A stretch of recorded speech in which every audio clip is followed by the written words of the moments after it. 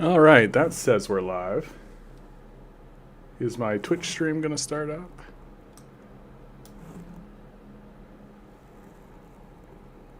Oh, hold on a second.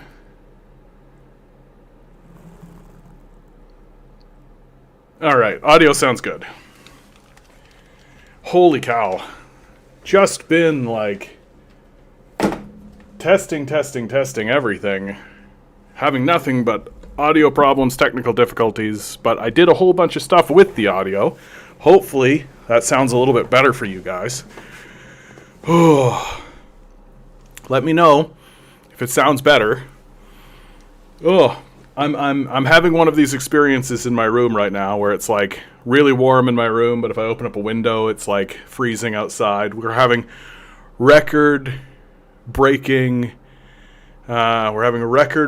snowfall here in Toronto. Climate change. We're all gonna die 'cause climate change.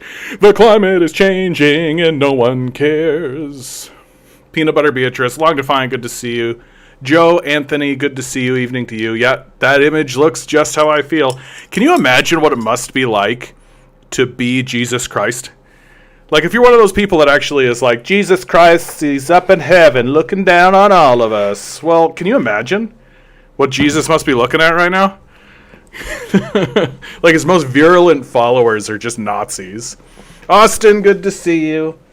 So, I mean, what happened this week, right? We had another public execution by ICE. What are you going to do? I think the biggest piece of news I think that I saw throughout this last week was actually the takeover of TikTok. That was it. Larry Ellison is his name. It's officially happened, right? TikTok has been taken over by these Nazis, the Zionists, and pretty much right away, all leftist content has been shadow banned and censored. Videos that they'll show up and then they'll hang.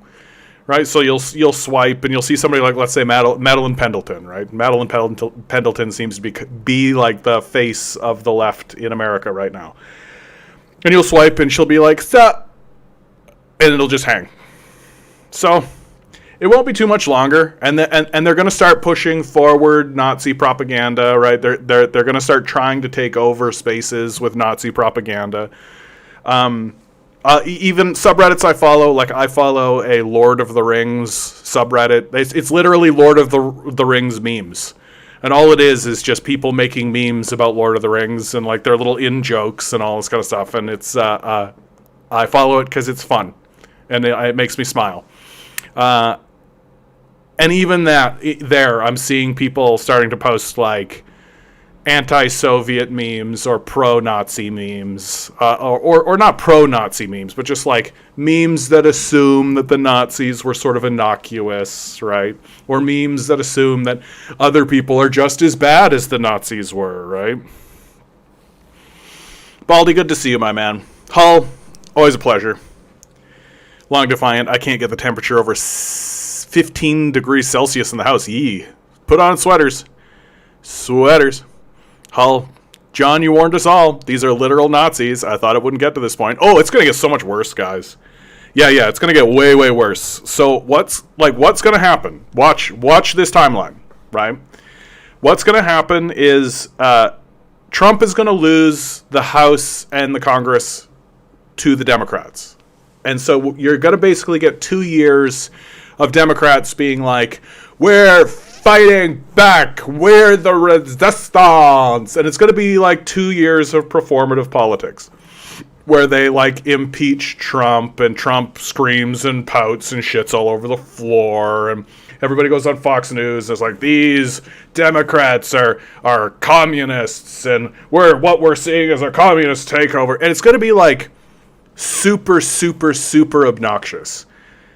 JCH Borg with a $10 donation. Thank you so much, man. I actually really appreciate that, my man. Thank you so much.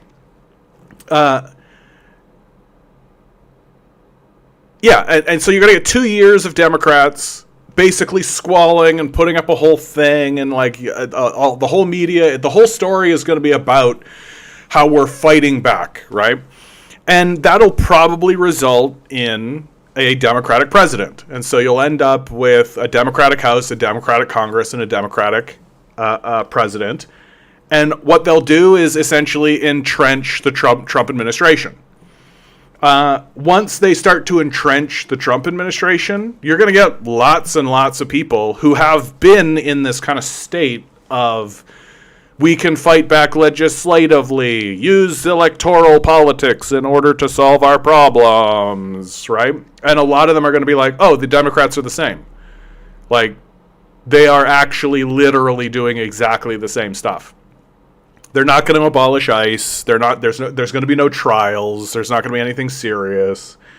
And people are going to be told to just accept that. And of course, many people won't. Right? And the Democrats will do exactly what the Democrats always have done forever, which is plant this, sow the field and plant the field to allow fascism to blossom. And then the pendulum will swing back. Only this time, when the pendulum swings back, it won't be like Looney Tunes Trump and the Trump Show. It'll be the real Nazis. Like the real, here's the salute, here's the document. We believe that Latinos are subhuman. We will round up the Jews. Like, we are going to do that. And that's going to be your timeline. Right? And I fully expect to see that happen.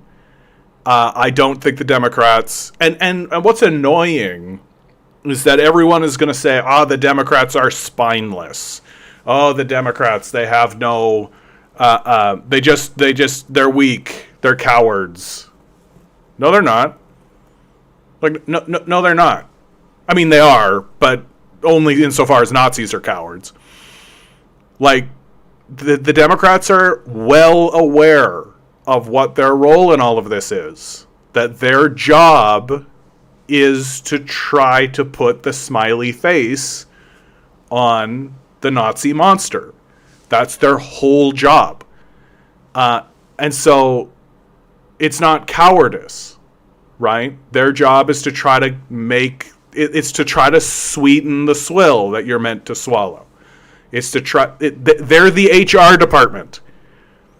Like, that's what they are. They're the HR department. Their job is to come down and be like, so we've been noticing there's some behavioral issues and we want to, and they're basically just Nazis. They're just the smiling face Nazis. And when you look over at everybody else who's working the job, you just see that they're slaves. And the Democrats are just there to maintain the quote-unquote status quo, right?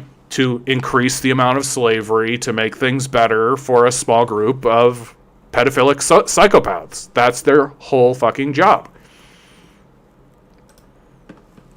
And so what they're going to do, like, you're going to have this, like, little moment of cultural catharsis because some people will be like, haha, we finally got Trump. Haha, we voted him out. We ousted him. We fought back against fascism. Failing to recognize that your whole system is fascist. AOC is fascist. Like, Bernie Sanders is fascist. I'm sorry. Like, the whole system is unrepentantly, irredeemably, unreformably Nazi fascism. And all the Democrats are going to do is try to put a little smiley face mask on it. And just be like, yeah, when we rape and murder people, it's good, because here's a trans flag. Like, that's what we're looking at. That's what we're looking at. They are, at best, the good cop. And so, like, you guys think that the fascism is here and that it's starting and that it's going to get, like, this is it? This is not it. This is not it. It's gonna be getting way worse than this. Way worse than this. Like, you think this is bad, you just fucking wait until you've got, like, Vice President Stephen Miller. Like, you just wait. Just wait until you've got, like, the real true... Like, Donald Trump is not a true believer, right? Donald Trump is just some vacuous asshole who will say whatever to whoever, right? He doesn't care. He has no moral center. He has no politics, right? Donald Trump's politics is me good, and that's it. Like, if it works for me, then that's fine. His rules are literally what I say goes. Truth is what I say it is. And what he's done is really open the door up to the real fascists, the people who are like, no, white people are just better. Like Matt Walsh, right? Like the people who are literally like, white people are better, Latinos serve us, black people are meant to be slaves. And that's just, Jesus said so, right? Like, those people are coming to take power, and they will. They will take power. And they're not going to take power through some kind of force, through weapons or guns or anything. They will have a bit of that, but really they're going to take power because that ideology that I just said is extremely popular in America. It is the most popular ideology. Most Democrats believe in fascism, and all Republicans do. So it's going to get really, really, really bad. And like right now, what we have is like a group of clumsy idiots randomly shooting people in the streets. Like, wait until it's ritualistically done. Wait until the public executions are done on purpose with intent. Right? Like, wait until it's like a public hanging. Like, Westerners used to crucify people in public. Right? That's the Roman Empire, baby. And like, we're all like, oh wow, 2,000 years ago is so long. It's not that long ago. Like, and those humans are us. Like, 2,000 years does not get you to evolve out of crucifying people in public. We can get back there. We absolutely can get back there. And the way that we get back there is by actually forgetting what the actual reason the story of Christ is actually told. Right? Like, we take a look at the cross and we see it as this like innocuous religious icon. Right? We see it as this like, oh, this is Christianity and that's what this represents. Like, people used to be nailed to that in public. You would walk down the street and see someone with your eyes actively dying while nailed to a post in front of you. And you could go up to the post and you could read why they've been nailed to the post, if you could read. And you could look at them and you could say, what's up? And they could talk to you. And you would watch them die in public in front of you, and no one would stop that. That was life. And we can get back to that, and we will. And we will. And the people who do it will be celebrated, will be considered veterans, and will become your new leaders. Right? Like, Julius Caesar crucified people. He led armies that went into Germanic tribes and grabbed people and crucified them. As a policy. Like, we definitely can get back there. And given the trajectory we're on,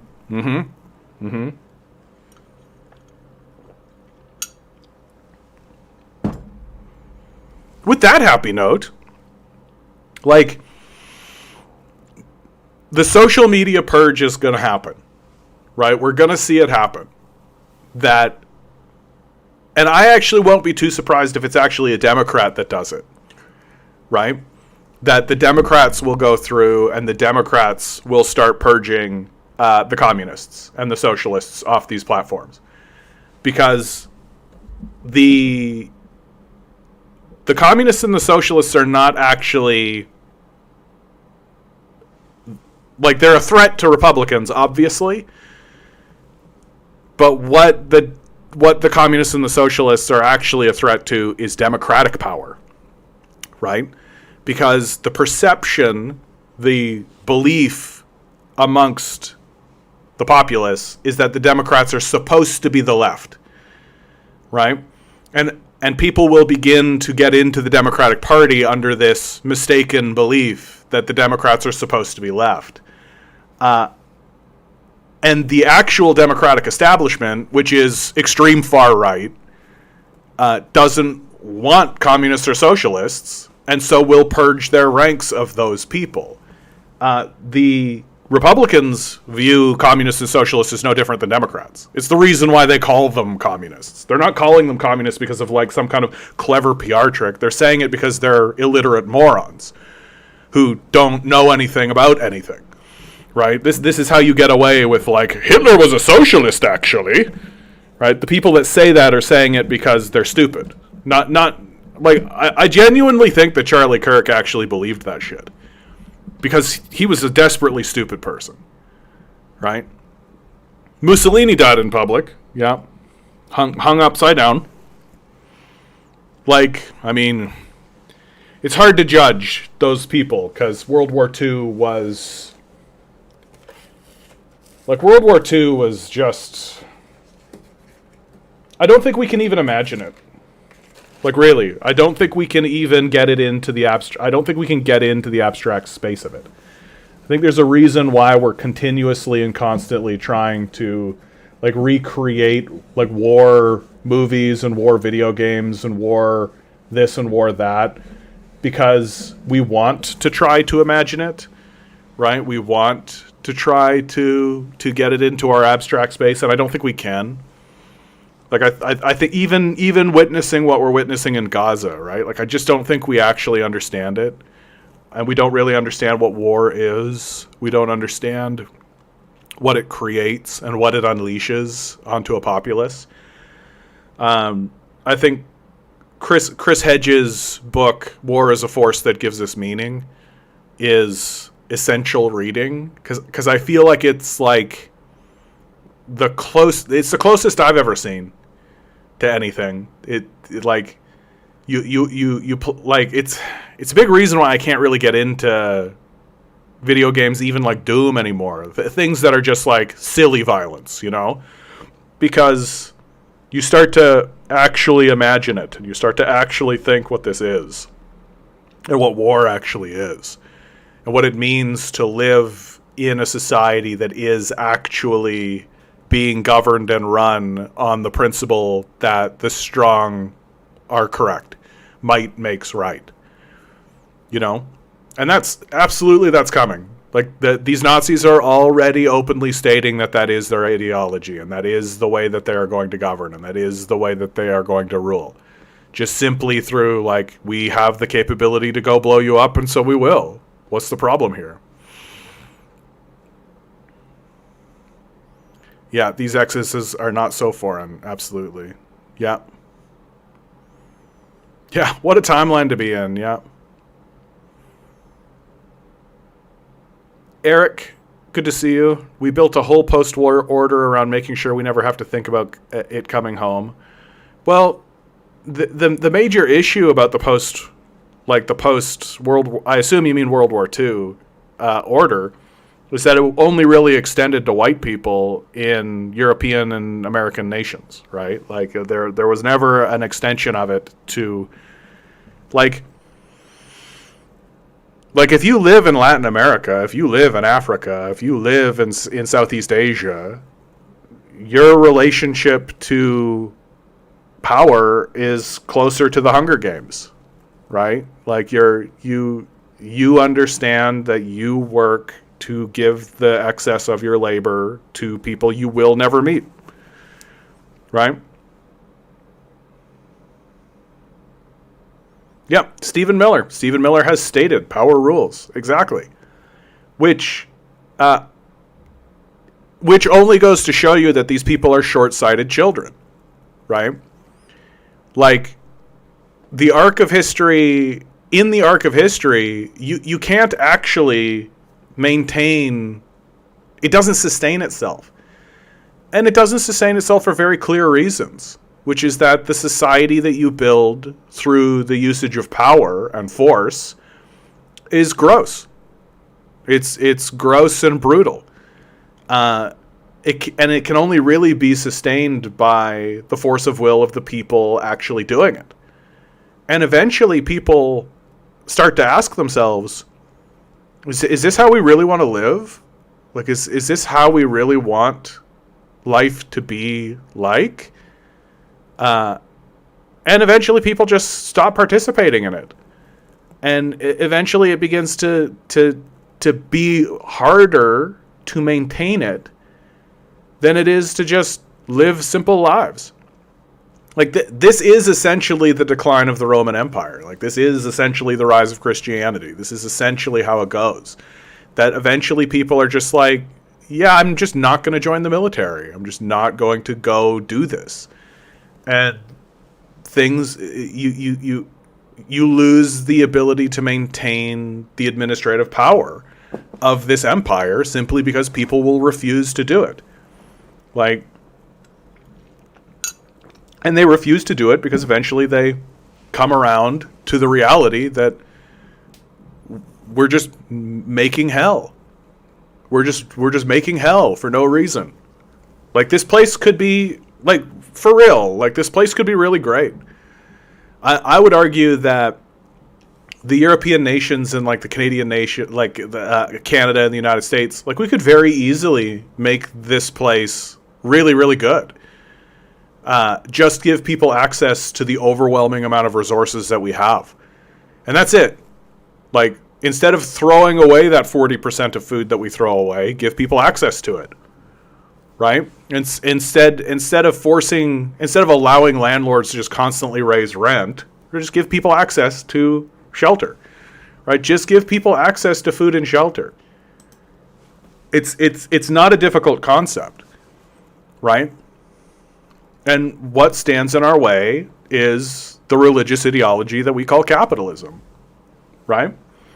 Like, capitalism ceased being a credible economic system decades ago. That now it's just being maintained through a religious kind of force, through a religious ideology. And which is why David Graeber pointed it out. David Graeber said nakedly, he was just like, yeah, have you ever noticed that when people stand up to rise in defense of capitalism, they don't actually use economic arguments? That they're always ideological arguments. Their arguments are always, oh, well, you just are lazy, or you're of a type of character that is lowbrow, or something like that. That it's not actually an economic argument. It's a statement of your, like, why is it that the capitalists spread someone like Jordan Peterson around? Like, where's your economists? Where are people standing up and actually making a serious economic argument for why a small group of child-raping psychopaths should own the vast majority of the assets? Like, where's the economic argument for it?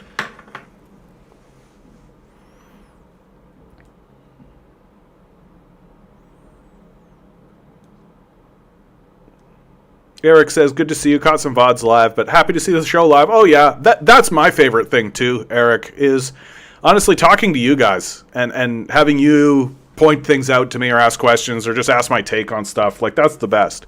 The truth is that I really love it when new people, like, the reason, I know that you guys don't really like it, or it aggravates some of you, I suppose, when, like, a new person comes in who is clearly a right-winger, right? And the reason why I try to talk to them for as long as I do is because I like to. And it isn't until they break one of the 3 cardinal rules. And there are rules to this place, right? Rule 1, just, like, don't insult me or people in the chat. Because if you're too stupid to not understand how to be polite, then you're too stupid to really talk to. Like, go back to kindergarten, learn some basic manners. The second rule is just, like, no Nazism, right? Like, I'm willing to have a conversation with somebody who considers themselves on the right, but the second you show me that you're a Nazi, you're out of here. There's no reason to debate a Nazi. There's just no reason. They're inhuman pieces of trash, like Second Amendment. These guys. And then the third one is, if when we're having a conversation, we finally get to a point where we're clearly in like flat earther territory where like you're not actually engaging with reality in a meaningful way, then I just oust you because there's no point. There's just no point continuing. You end up in a little circle of like, okay, here's evidence. Oh, you don't care about evidence. Okay, well then we're just going to move on. But I've had people on the right come in here and we've had decent conversations because I think that there are people who are just caught in a massive propaganda system who have never actually had that propaganda system meaningfully challenged. And the only reason they're having the conversation with me at all is because things have gotten so grotesquely disproportionate that they're finally willing to hear out the people that the propaganda system demonizes, which is the communists, right? The propaganda system works overtime to demonize communists. And so the conversation starts with, Holodomor, communism always fails, because that's the propaganda system. And the very fact that they're willing to even have the conversation, the fact that they're even willing to hear me out at all, tells me that the propaganda system is cracking. That everyone is beginning to understand, at least in their hearts, that the end of this system is genocide. That when you go 1 + 2 + 3 + 4, like A, B, C, D, E, and you get down to Z, and Z is literally dead Palestinian children, you're like, maybe I should hear out other perspectives. Maybe I should have a listen to what other people have to say about things. Good evening, Dave. How are you? So Gaza got taken over. I mean, Gaza was always taken over, right? It's always been an open-air prison. It's always been an owned territory by the United States and Israel. They just didn't really know what to do with the people, right? And so they just kept them in this open-air prison. And, like, the real truth is, like, if the Israelis, the Zionists were actually intelligent, they would just have done everything they could to make sure that Gaza was like a decent place to live, right? That, like, yeah, have your borders and have your security and all that kind of stuff, but, like, make sure that Gaza and, like, the West Bank are, like, decent places to live. Keep the subhumans where they're supposed to be, right? Have your apartheid state and just make it so that it's fine.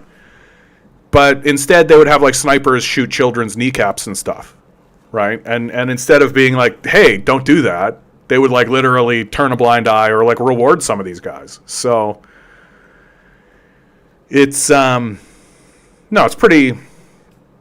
it's a sign of the fundamental stupidity of these people who think that governing through power is an appropriate way to do it. Because if they actually believed that, right? If they actually believed that, then the number one thing that they would do is make sure that the people they subordinate were well treated, right?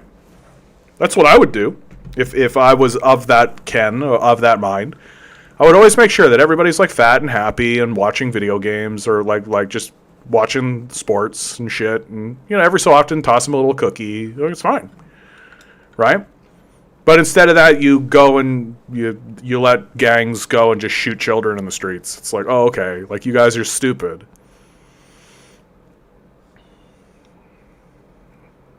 So Gaza got taken over. Venezuela got taken over. Venezuela did not get taken over. They just kidnapped Maduro.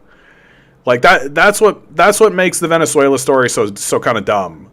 All it really is it's the Nazis asserting themselves in countries they don't really have control over, right? Because the perception of the Nazi mindset is that we own Venezuela. Like, they believe that they own Venezuela, and so that they can go in and do what they like. But the truth is that, like, the Chavistas still control Venezuela. They're still the governing force. The chain of command still answers to the Chavistas. The vice president, I forget their name offhand, but the vice president was sworn in and is the president. So it's all just a show. Like, And that's really all it is. It's just performative. It's performative violence to be like, we own this place, we control, look at what we can do to you, right? But really, in terms of like the power structure, Venezuela answers to the Chavistas and answers to the electoral system that has existed since Hugo Chavez, right? So it's kind of silliness, right? It's just kind of silliness. Thoughts on Upscrolled? New. I suspect if it gains any traction whatsoever, it'll just get bought out. And that the people who own it will just sell it. Like, I don't really know that much about it because it's so new. I think that its existence has like it's clearly a reaction, right? And people should be afraid of TikTok now. Like, TikTok collects your data, right? If you're an American citizen, TikTok is profiling you. It's finding out if you what your racial profile is, what your sexual profile is, what your politics is, and they're obviously going to use, because they're Zionists, they're obviously going to use that information to round up people they don't like. Like that's what TikTok is now. And so if you are of a mind to think that that's not good, then something like Upscrolled makes sense to get into, right? It makes sense to get off the platform of TikTok. And my feeling is that ultimately TikTok will be unusable by anybody who isn't a Nazi. And a lot of this social media will become unusable for anybody who isn't a Nazi. I think Reddit is already like that. Like, if you want to have like a serious political discussion with people on Reddit, you can't. Because you will be banned. Right? Because the place is essentially controlled by Zionists and Nazis. So that's Twitter is like that too now. Exactly. And so it makes sense that something like Upscrolled would pop up, but the Zionists are not going to just allow that to exist. Like, if they're willing to kidnap children and put them in concentration camps, they're willing to go destroy whoever owns Upscrolled. XD, Animal Farm 1984, my grandpa was killed by my evil stolen man. Freestyle Skate, good to see you. It brings me peace knowing that Graeber, who was Zionist, went to Palestine before his death. He saw firsthand the horrors his nation was doing and denounced it immediately. Graeber? I'm not aware of that about David Graeber. Yeah, rest in peace to Michael Parenti. Yep, God bless him.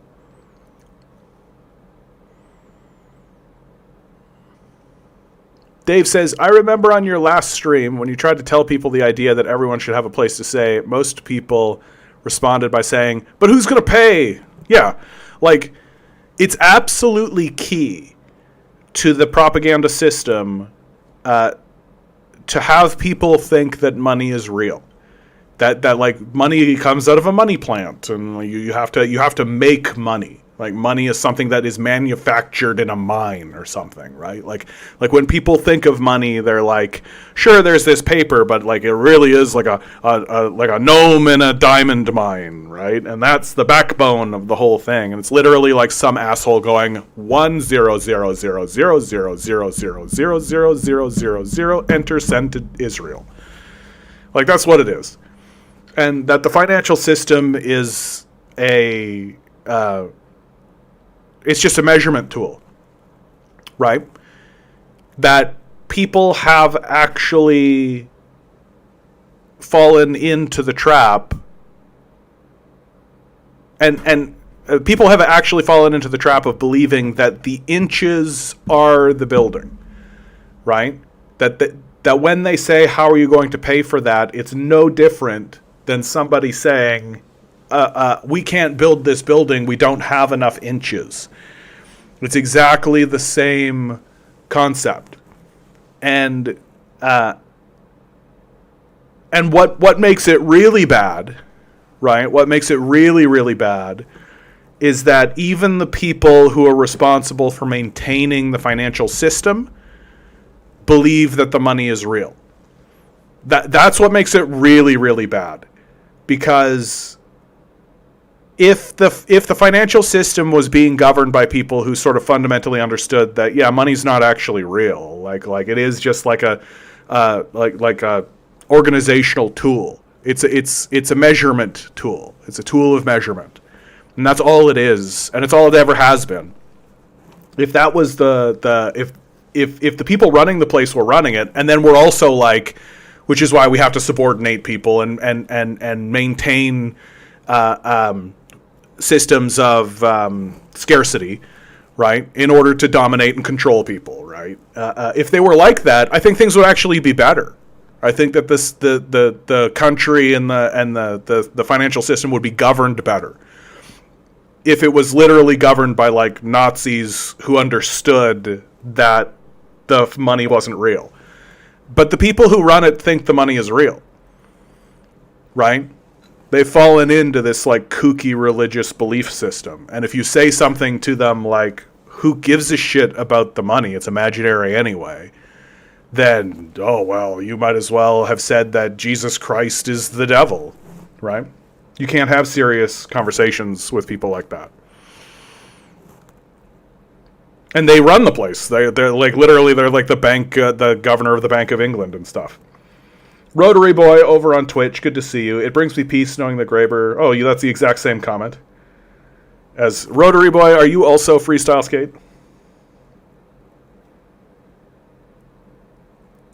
Lounge Carpo says, hi, why do I have a Palestinian flag on my wall? Because I support the Palestinian people and denounce the Zionist experiment. Very, very simple, straightforward. That the Palestinian people should not be having genocide committed against them.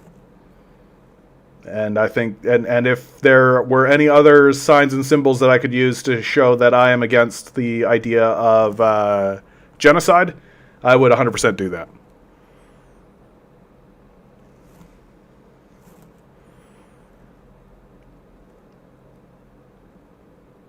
Yeah, Twitter is like that too. Yeah.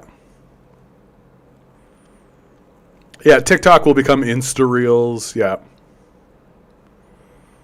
XD says, on the flip side, I think I'm seeing some cracks in the anti-China propaganda on Reddit. A number of China subs have become much more positive about China. Small victory. I mean, it's gotten impossible now, right? Like, and what's really great about that is that it's not happening because China is like projecting something or has a strategy or something like that. It's happening just because China is looking at its own people and saying, how do we make this place better for our own people? Right? That's it. Like, the governing body of China and the people who rule China are like, hey, this place should be good for people. We should have a nice place that people like to live in. Right? And that's it. And that kind of shows you what I'm talking about. Like, if you try to rule with force and domination and might makes right and all this kind of place, you make a shitty place to live. You make a place that everybody hates.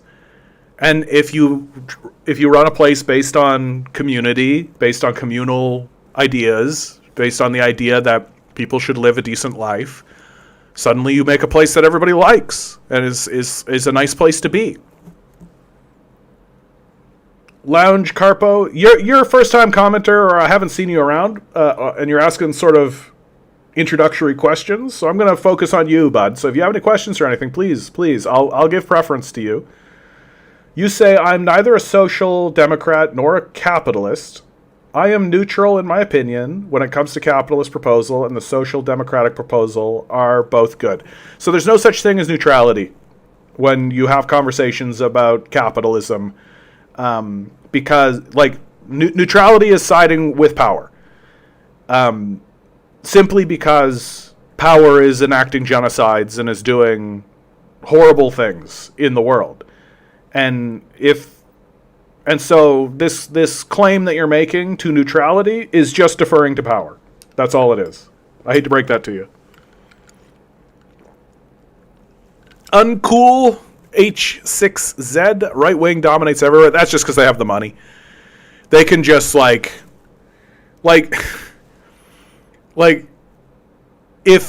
if all things were equal financially, if the system was balanced in terms of power, you think a loser like Ben Shapiro would have any traction whatsoever?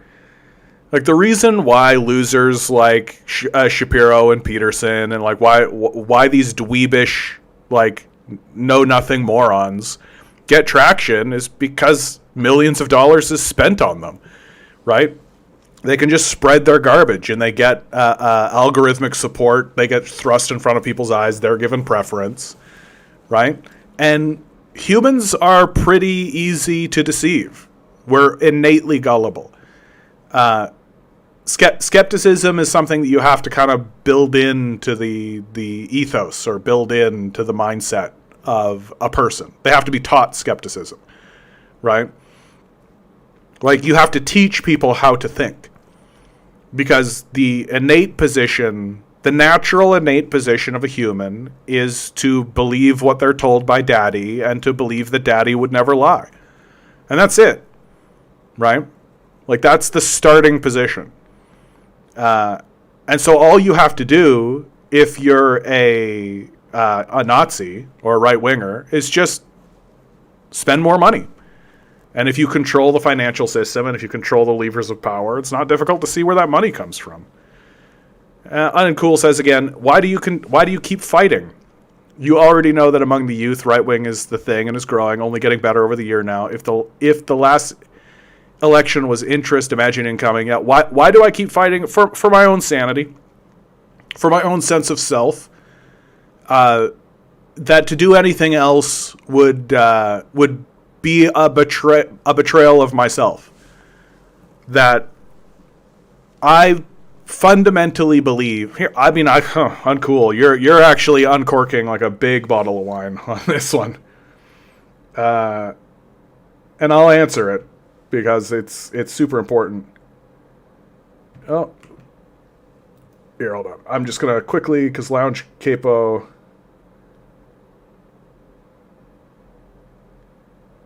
Yeah, Lounge Carpo says, I do not support what is happening in Gaza with the killing of Israeli and Gazan citizens who come from Palestine. I'm for peace to stop wars in the planet. Right. Like, that's a pretty easy thing to say, right? Who's starting the wars? Who's perpetuating the war machine? What does the war machine look like structurally? Why does it exist? Who is responsible for it? And when you actually crack that open, you see pretty clearly that it's an imperial capitalist machine that is responsible for the wars. And again, so I don't think you can be neutral. Like, if your goal is to stop wars on the planet, then you should be against capitalism as a philosophy and as an idea and as an economic system. Are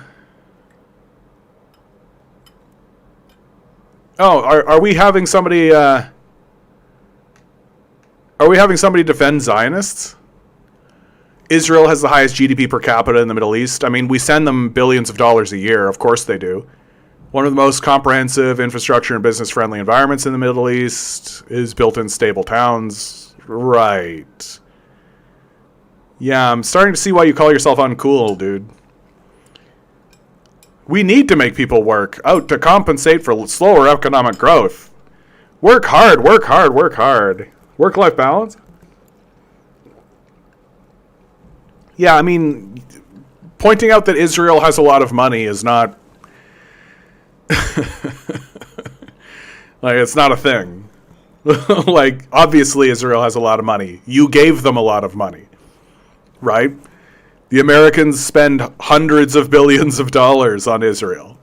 Of course they have a big, strong economy. Like, that's the reason why you don't have health care.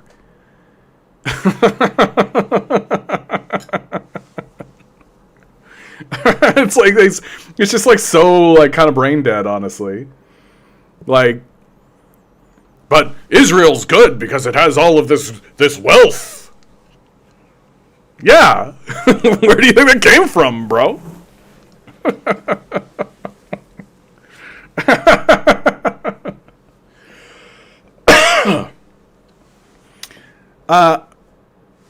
I fundamentally believe, this is going to get a bit esoteric.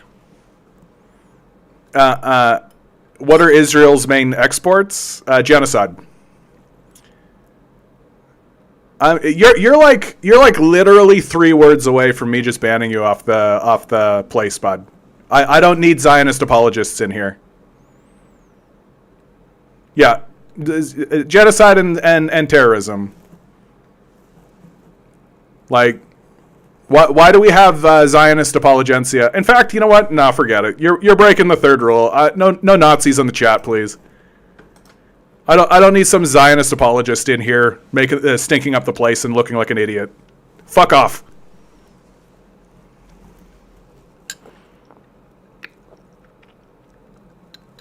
Like, Jesus Christ. Zionists are such losers. Like, what's so funny about Zionists is that they actually think they should be taken seriously. And that they actually have a credible worldview. Like, Zionists are Nazis. We should not listen to a word they have to say. We don't answer to them. Right? We don't have to explain ourselves to Nazis and Zionists. They're losers. And they should be treated very badly. Second Amendment style.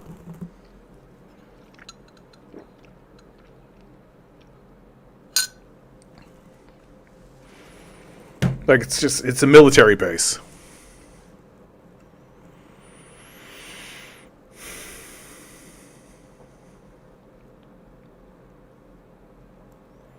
Freestyle says, is it true that as unemployment increases, the stock market prices go up as well? Like, does unemployment artificially bump the stock markets? Stock markets are literally just the feelings of like 6 rich people. That's all a stock market is. It's not really much of anything. Like, people like to pretend like, oh, the stock market's doing so well, our economy's doing so well. It's literally like, what does Elon Musk think? Right? That's it. Yeah. What are Israel's main exports? Genocide.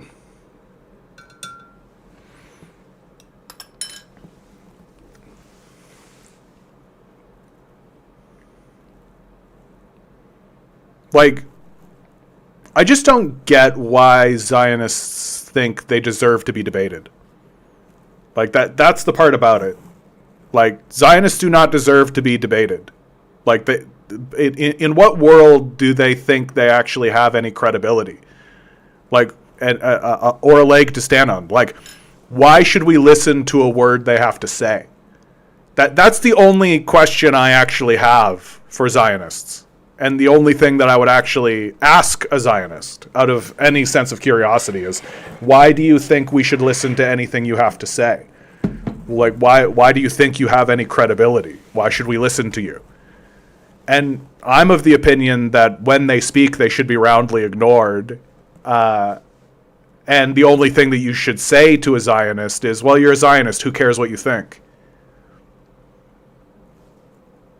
Like, why would I care what a rapist thinks about sex laws? Why would I care what a serial killing murderer thinks about our laws on murder? Like, why would I care what a Zionist thinks about anything in regards to our society or how it should be structured? And why should a Zionist? Why do Zionists actually think they have credibility in the conversation at all? Like, it's like a pedophile trying to convince me that I should let them be my babysitter. Like, no.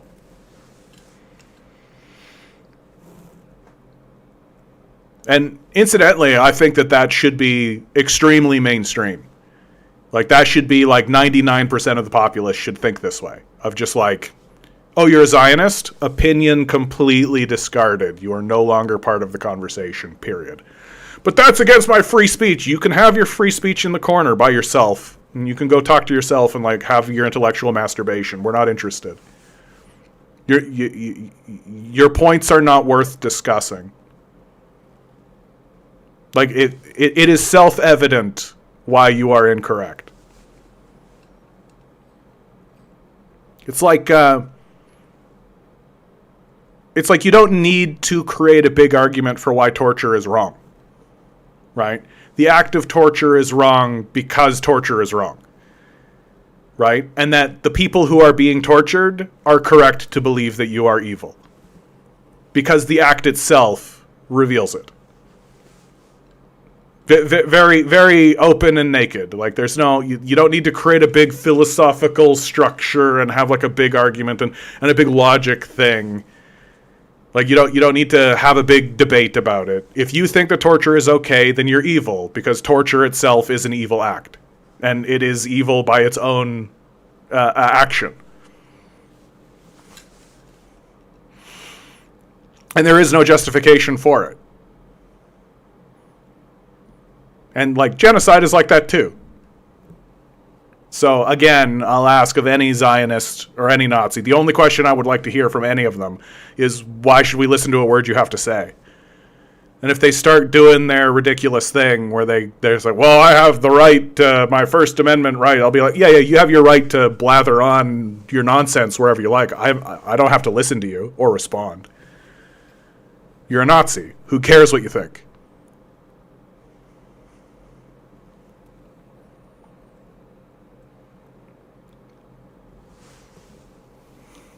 I've never met a Zionist that wasn't a rabid pervert. Thankfully and unfortunately, I've only met like 3 of them in real life. Yeah, of course they are. Like, once you get into your thinking that there are subhumans, right? Like, this is what puts me, like, directly at odds with these Zionists and these Nazis, right? And to answer that question that the Zionist was asking before, why do I continue fighting? Because I actually believe that everyone is equal. That everyone has equal share to this reality. That this gets a bit esoteric, but this is fundamental to the way I view the world, and reality itself, which is that we are the creative force of reality expressing itself. We are the eyes and ears. We are the method by which reality discovers itself. And we are the way in which that reality begins to grow and express itself and manifest itself into reality. Like, we are the eyes and ears of God. And that means that every single living creature and every single a human, certainly, should have access to the resources that are required to allow life to thrive. Because life itself and creation itself is the purpose of all of this. And that small-minded Nazis and Zionists who try to use power to dominate others will fail. Because they will not be able to manifest something that is more powerful than the creative force itself. And history and the creative force itself will look upon the people who tried as children, small-minded babies, idiots of the highest order. Because they are. Like, what could be stupider than believing that you are more powerful than God? It just doesn't get dumb. It doesn't get dumber than that. Like, and it's hard to it's hard to take these people seriously. Like, why should we take you seriously at all? And all they have are just appeals to, like, the monkey part of ourselves, the lowbrow, childish, self-involved, self-interested part of ourselves. It's why Zionists and Nazis are so self-ingratiating, right? That's why they're so, like, full of themselves and arrogant, even though they're the biggest losers you've ever met in your life.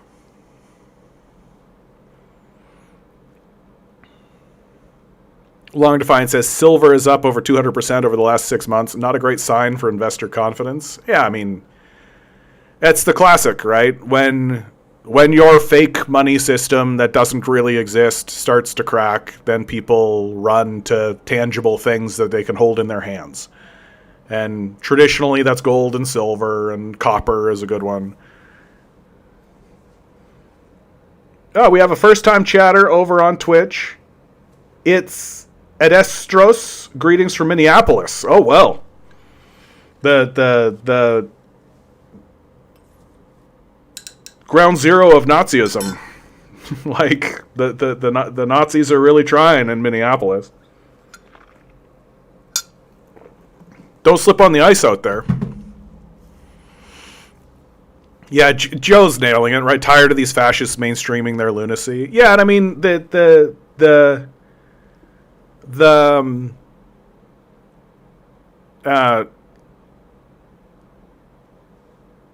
and it'll fail, right? Because their ideas fail. Like, they're not intelligent. Adestro says, yep, ground zero is the way to put it. Nah, fuck ice. I got my spiked shoes. I'm glad to hear that, my man. Stomp really hard. Stomp really hard for me. We have somebody asking you, how you doing out there? Because it looks bad. Like, as a Canadian from Toronto, right? I'm looking down at Minneapolis and I'm saying, it looks really bad. Like, it looks really, really bad. And my big concern is that Minneapolis is just the beginning. That it's just going to get worse. Yeah, brothers on the front line. Oh, I hope you're safe out there, my man.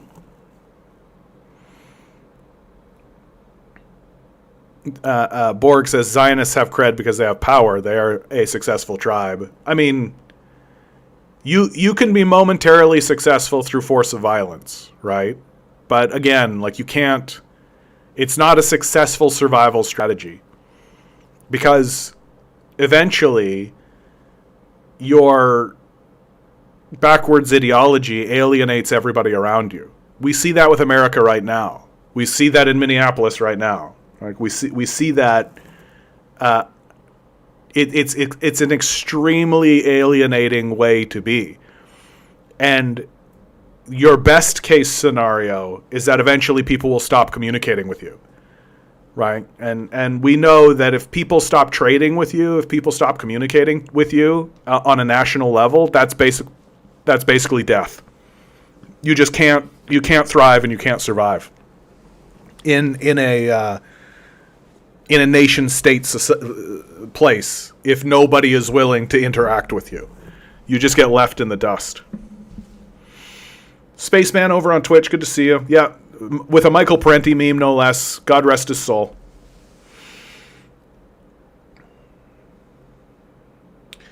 Adestro says, whew, it's bad. Just got back from a protest up the road from me. I'm as safe as I can be. We are fighting back.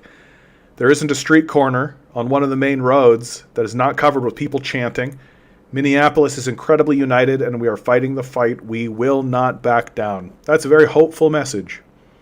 That's a very hopeful message, my man. Because, like, the hard truth about these loser Nazis that are trying to take everything over is that they're heavily outnumbered. Right? They're heavily outnumbered. And they're very, very stupid. Like, I say it over and over again. Like, the current ruling class in America could not be dumber, could not be more stupid, more arrogant, more backwards, more ridiculous, more childish. That if you are if you are of the mindset to govern through dominance, right? Which, if you're a capitalist, you are.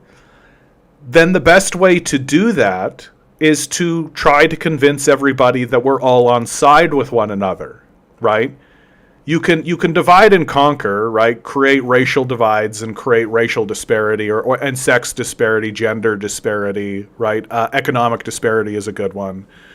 And you could try to pit people against each other, right? That immigrant's trying to steal your cookie kind of thinking. And you can do a bit of that to turn people against one another, right? It's a tried and true successful governing strategy.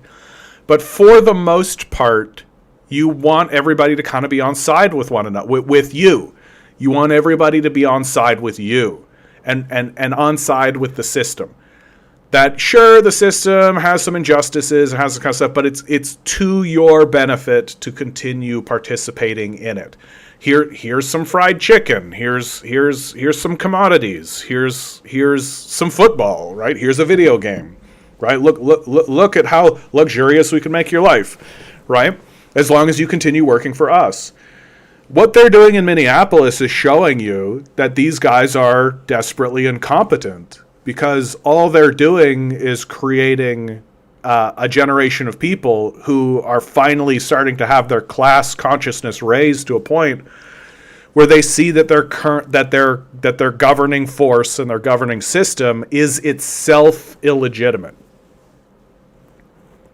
And you're having people turn away not only from the current ruler, but the system that generated that ruler itself.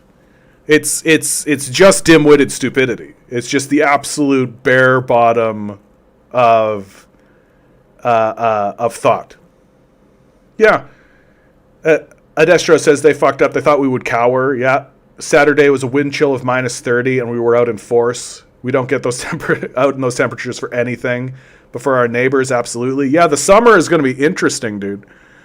I actually think the summer is going to be really interesting across America, because I think that Minneapolis has had its hand forced, and so people are facing the cold because it just got so egregious and so outrageous that something had to be done.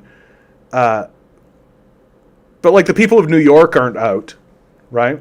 They will be, right? New York is where Occupy happened, right? Like, I think that I wish we didn't have the amnesia about Occupy that we do.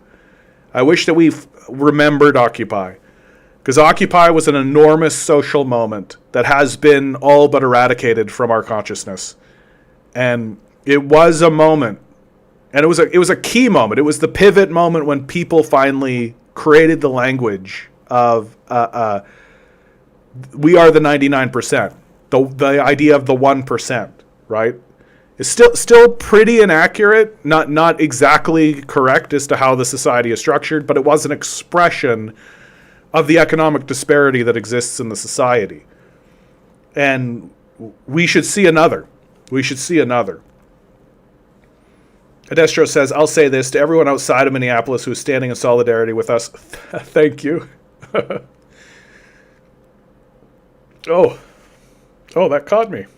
Oh, you caught me. To everyone out...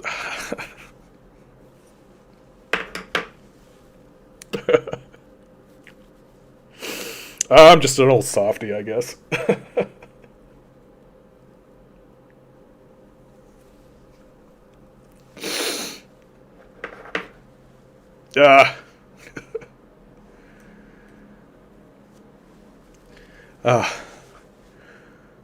To everyone outside of Minneapolis who's standing in solidarity with us, thank you. We see it. It does give us strength to know that others are out for us. Yeah,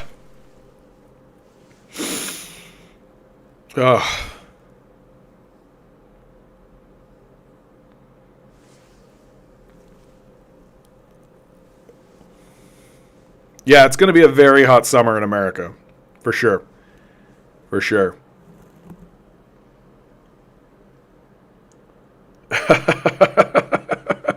Grand designs enjoyer, of course, wanting to pivot away from an emotional moment.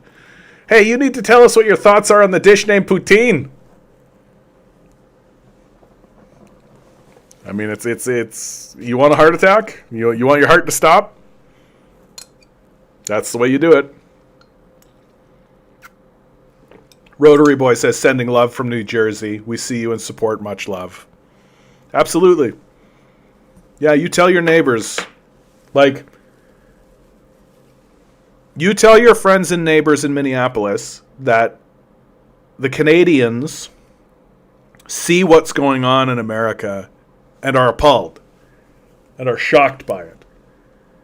That this administration, the Trump administration, has in short order, in a very, very short period of time, absolutely destroyed Canada's confidence in America. that here in Canada we have pivoted sharply towards China. You're seeing Europe do the same. Keir Starmer recently visited China. The pivot away from America. The big one, Rachel Maddow of all people alerted me to this, which was the European nations. So there's an organization called Five Eyes, right? Which is essentially an intelligence sharing agreement amongst the white powers, right? Canada and some of the European nations, and it's essentially a intelligence sharing agreement. Hey, if we hear something, we'll pass it on to you. So like MI6 will talk to the CIA. Well, America has been pushed out of these arrangements, and they've been pushed out of them because the European nations and Canada still actually believe in the idea of international law. And they've essentially said, we're no longer confident that America will not use this intelligence within the confines of the law. We think that we will pass on intelligence, and then you guys will like bomb people, and we will be culpable in war crimes. And so we're no longer going to engage with you in intelligence sharing. Right? Really, really think about that. Like, really, really put it together. Right? Really put it together. That, like, other nations are no longer willing to give information to the CIA because they're convinced that the CIA will break international law and make them culpable of war crimes. Oof. Like, you've crossed some serious lines if you're doing that. Odestro says, here's a little more silver lining. I'm originally from Mississippi. I've been here for starting my third year this month. For the first time ever, I was able to help two friends back in Mississippi see the light, and now are vehemently supporting, arguing with others on Facebook, posting things I post. So there is some hope. Even if it's small, it's there. And then you say a very valid stance. I love Canada. I'll tell my community around me, and the support and love from Canada. Yeah, I mean, all Canada has ever wanted is to trade peacefully with America. That's it. Our policy regarding America has essentially been, at least they're not attacking us. And we've just kind of quietly always gone along with what America has done, because what are we supposed to do? But now America is turning on us. Can your government just adopt Minnesota, please? Yeah. No, I mean, I don't mean to be like... I'll try to frame this so it's a little bit more positive, right? Is that I think that Minnesota, as well as every other state, right? And Minnesotans and Floridians and Texans and Californians, that the people in each individual state need to start taking seriously the concept of their own state sovereignty, right? That traditionally this would be called states' rights, but states' rights exists within the confine of the federal system. There's going to be a moment in our lifetimes. I'm not saying it's going to happen tomorrow. I'm just saying it's going to, within our lifetimes, there's going to be a moment when the federal system and the United States starts to break apart. And that's just what's going to happen. I can say that with confidence because it's a historical truism. There's no such thing as an empire that does not dissolve, right? Every empire that has ever erected itself dissolves. And the American empire will be no different. And the state of Minnesota, as well as every other state, is eventually going to have to see the writing on the wall and essentially go it alone. And that you will have to make trade agreements and trade ideas with Canada independent of what the federal government thinks. And it's just going to be the case. And I think that the people who are most prepared for it are the ones that are going to do best in the future. Ed Estros says, if anything, this has put the spotlight on the states' rights. It's showing us right now. We have judges issuing orders, etc., and the admin is just ignoring it. Yeah, and the only ones who can enforce it, the U.S. Marshals, are under the DOJ, aka Trump. Yeah. Like,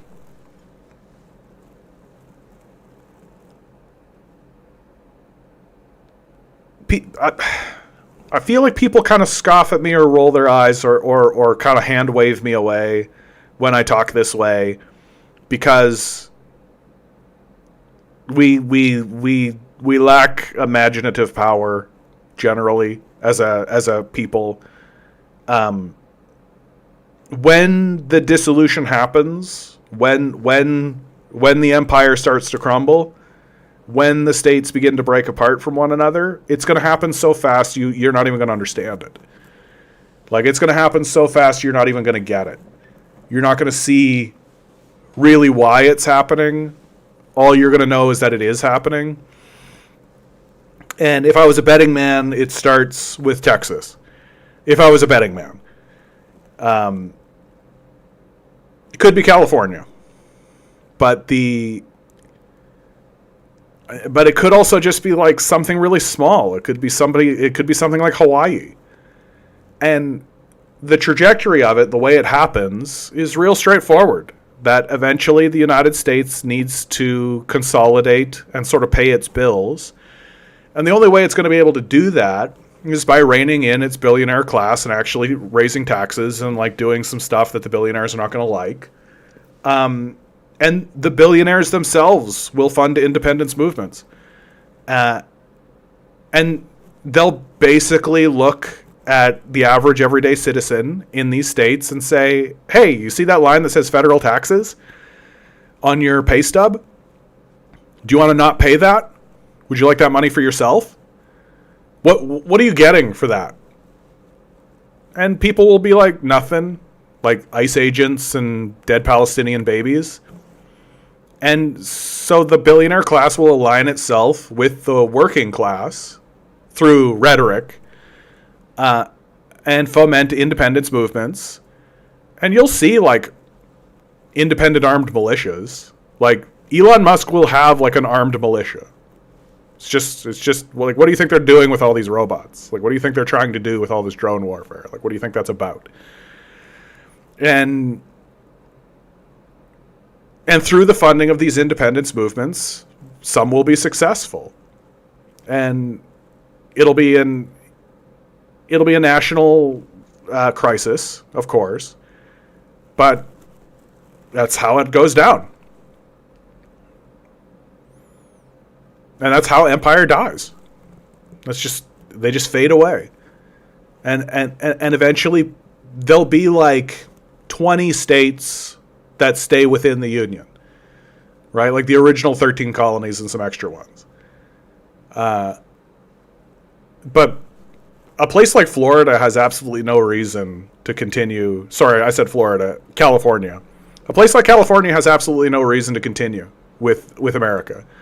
The federal government of America is exclusively and only burdensome to California and its objectives and its ideas. Like the clearest example I've ever seen was when Florida wanted to move forward with solar panels, and then the federal government put like 100% tariff on solar panels from China. It's just embarrassing.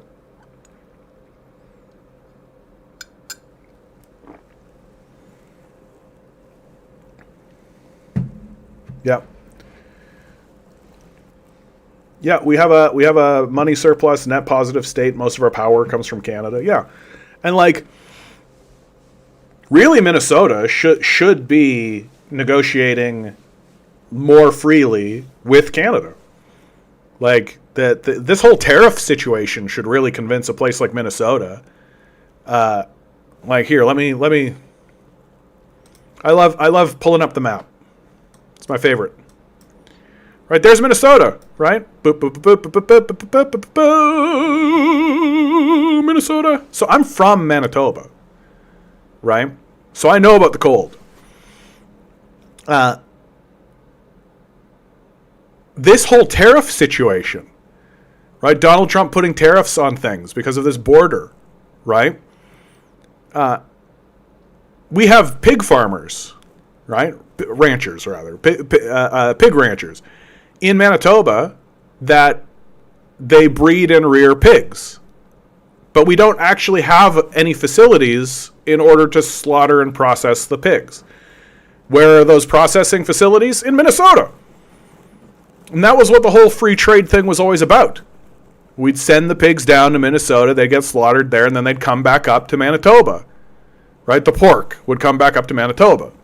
And that would all happen just freely. Well, Donald Trump went ahead and slapped even a 20% tariff on that. So if we want to cross the border with the pigs to sell them down in Minnesota, it's 20% more. And then if the pork wants to go back up, it's 20%. What the hell are you even talking about? Manitoba and Minnesota had a good deal going on where your facilities could process the hogs and get the money from that, buy the pigs, and then we would buy the pork back. And it was all done just boop, boop, boop, nice and easy, right? Easy breezy, beautiful cover girl. And then Donald Trump comes along, slaps a tariff on it, leaving everybody going, what the fuck? What the fuck? Long Defiant writes, it would have to be so fast the military couldn't prevent it. I mean, military power is not that good at nation building. Like, we've seen that. We've seen that like, they're failing at nation building across the Middle East. Like, the Bush administration really tried. It doesn't work. Military power only extends so far. It can only do so much. Right? And eventually it just stops working. It doesn't work out.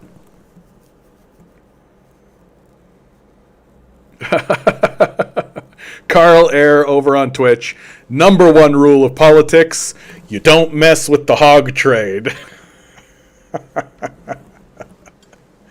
You just don't mess with your food. Right? Like, don't mess with your food. Yeah, we couldn't win Vietnam. That's such a tiny place. I actually have a different perspective on that. I think that the Americans did win in Vietnam. They didn't win from a nation-building perspective, right? They couldn't make Vietnam a colony, but they were victorious because they were able to leverage the Vietnam War against the Chinese. That what the Americans and what the Nixon administration got out of Mao Zedong and then Deng Xiaoping, they got what they wanted, which was a subservient China. That they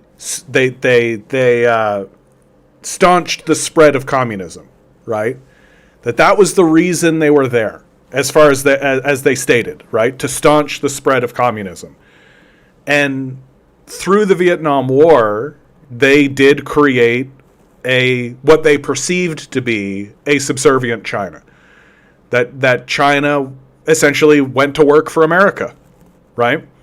This has backfired because there's been a fundamental misunderstanding of power and where power comes from in America. That if I was generous and nice to the American structure, I would say that they were running on an economic theory that has borne out to be false, which is that power, the center of power is finance, right? If you have financial power, then you are the most powerful.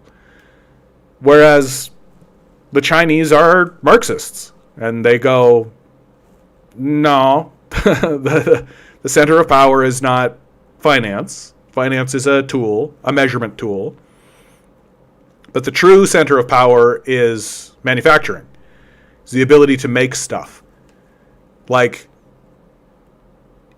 if you have to buy your guns from us then we control the guns. You can have $100 bazillion, but we control the guns, right? And that's essentially what's happened in the naval conversation, right? America doesn't make ships. China makes the ships. So it's only a matter of time, and that time is in fact now, that China is just going to be a superior naval power because America just doesn't manufacture ships.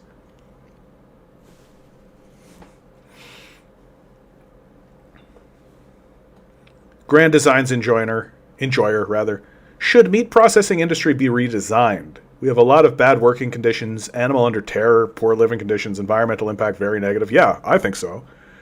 Like, I am not a person who goes so far to say that we should all be vegan. That's a contentious conversation. Like, I wish I had the fortitude and the strength to be a vegan. I really do. I tried. I can't do it.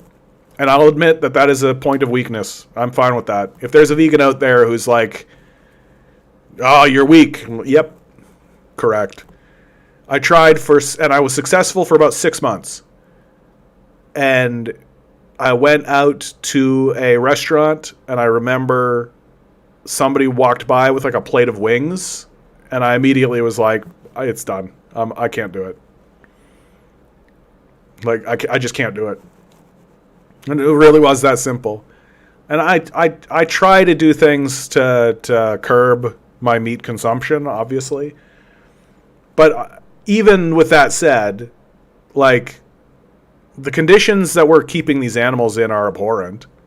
Like, it's exactly what you would expect a group of genocidal, pedophilic rapists to do to animals. It's exactly what you would expect. It's demonic. It's evil. Like, and what's so embarrassing is it's unnecessary. That's the most embarrassing part about it, is that we've created this extremely demonic system of animal cruelty and torture, and it's less effective than just doing things free range and letting animals just be animals and exist. Like, I'm not opposed to the concept of killing an animal to eat. That's just the nature of our reality. Like, sorry, tough. We have to eat to live. That's just how it is. That's just like a hard baked in rule. We have to eat to live. And we're obviously eating animals. Like, and we're not going to stop. But we probably shouldn't be torturing them. Right? We probably shouldn't be creating a system of torture that says we're going to make sure that these animals live in absolute horrific conditions before we do that. Like, that to me indicates, like, the perverse sickness of our society. Right? Like I said it earlier, that there is no justification for torture, right? Torture is an evil act by its very nature. You don't need to create a philosophical argument. Torture reveals itself as evil by the action of doing it. Well, we're torturing millions and millions of animals every day. On purpose, systemically, intentionally. We should stop. Right? And so absolutely, the meat processing industry should be redesigned. The whole thing should be changed. We're not going to do that, though, because, I mean, I hate to be somebody who talks this way, but all the evidence shows it. The reason why we torture animals is because we want to, and we like it. Like, that's just a hard truism and of the West. We, like, I remember a couple of years ago when I finally had this breaking point, because I used to be a big basic income guy, right? I used to be like all about the basic income, and I would organize about the basic income, and I would talk to people about the basic income, and I tried to put the basic income forward as policy and, like, get involved in groups and all that kind of stuff. And then finally one day I just realized, like, My big talking point became, it's cheaper, right? Because what people would always say with the basic income is, well, how are you going to pay for that? And I finally came to a point where I was just like, it's cheaper. It's just cheaper, right? That it's cheaper to just make sure everybody has food and shelter.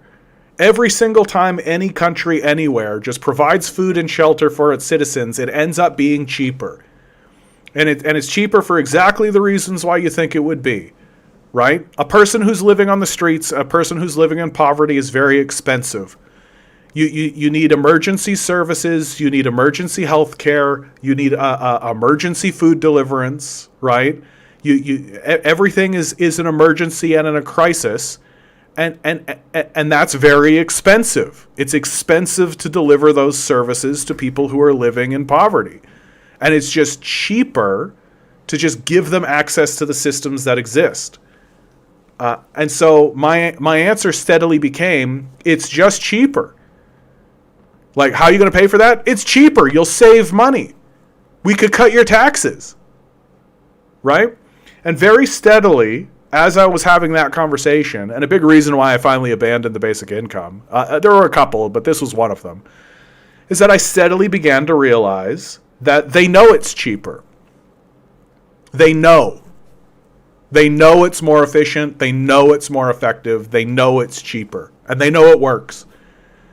That the reason why people don't support ideas like the basic income or other ideas is because they want people to be homeless. They want people to be living in poverty. They want it. They like it. They enjoy it. And that was like a really eye-opening moment. It was an eye-opening moment to be like, oh yeah, like huge sections. And not like a small percentage, not like 1 or 2%, like 30 to 40% of the society. Huge sections of the society want people to be homeless and want people to suffer because they want them to.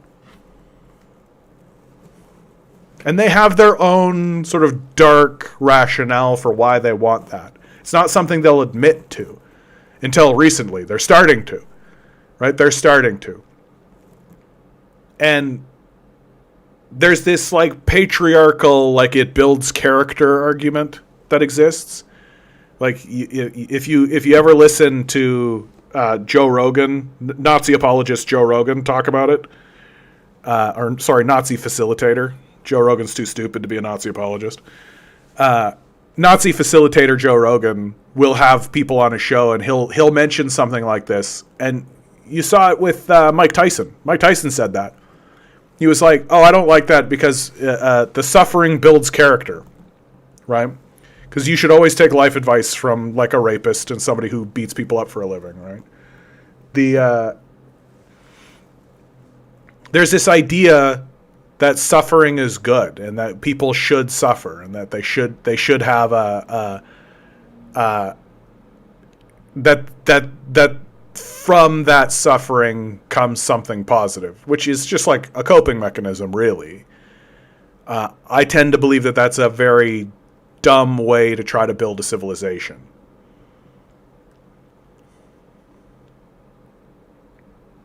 Yeah, the middle class needs a group to look down on. Right? There's that sense of superiority. Well, at least I'm not X. At least I'm not this person, right?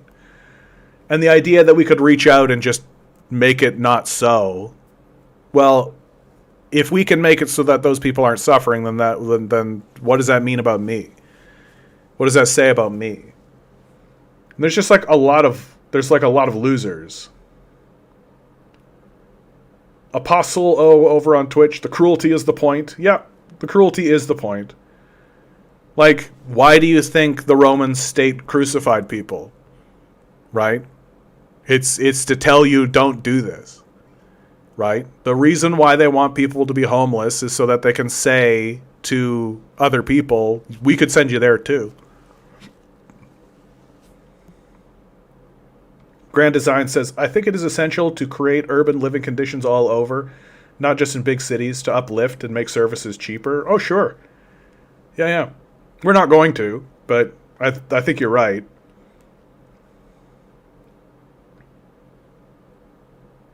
There are some serious environmental concerns with that, but we definitely need more infrastructure and healthcare in rural areas. Yeah, like, I've become really impatient. Like, places I like the Jacobin, for example, right? Amongst the left, there's a lot of, like, grandstanding, right? There's a lot of, like, standing up and saying, we should do X. Here's a policy. We should do, yeah, right? And I've gotten pretty impatient with it because we're not going to, right? Like, we're not going to. We're not going to pass that policy. We're not going to do that thing. We're not going to do any of that. And so it's become kind of annoying. Like, it's kind of annoying that there are writers and thinkers and people who are paid to publish articles in reviews and things like this, who do all this grandstanding without actually pointing out that that's not going to happen. And it's not going to happen for a very clear and obvious reason, which is that the people who have power don't want it to.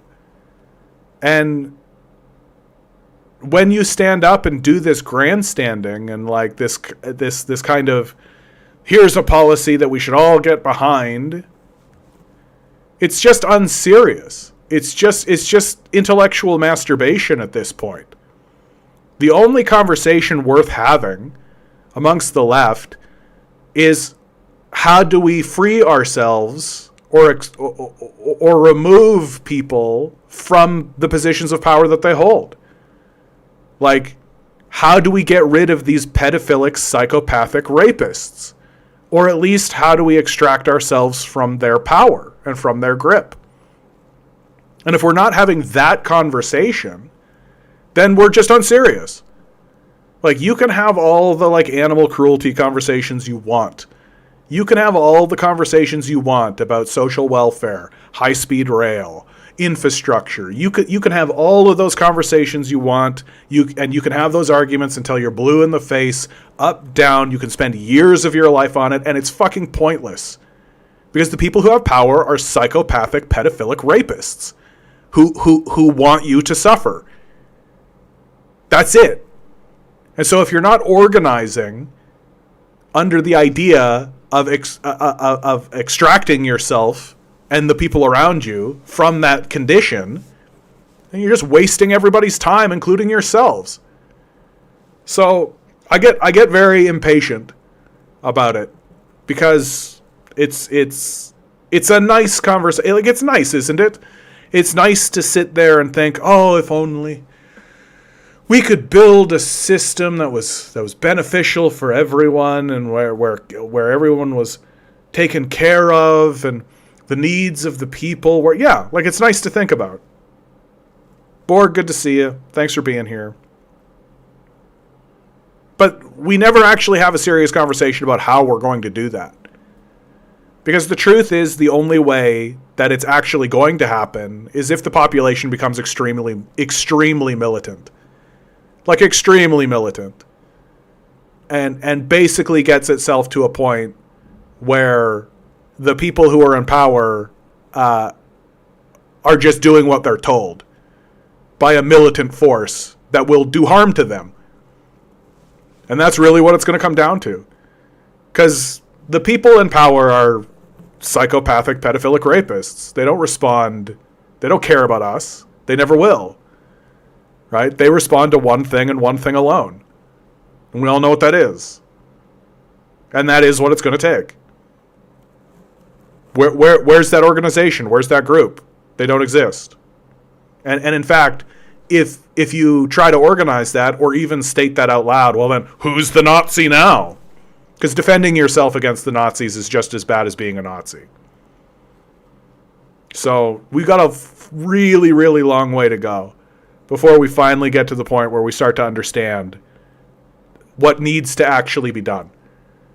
And in the interim, the society will continue to decay and collapse until eventually all that will be left is individual states. In some cases, it will just straight up be cities essentially defending themselves from organizations like ICE. And that's really the trajectory that we're on.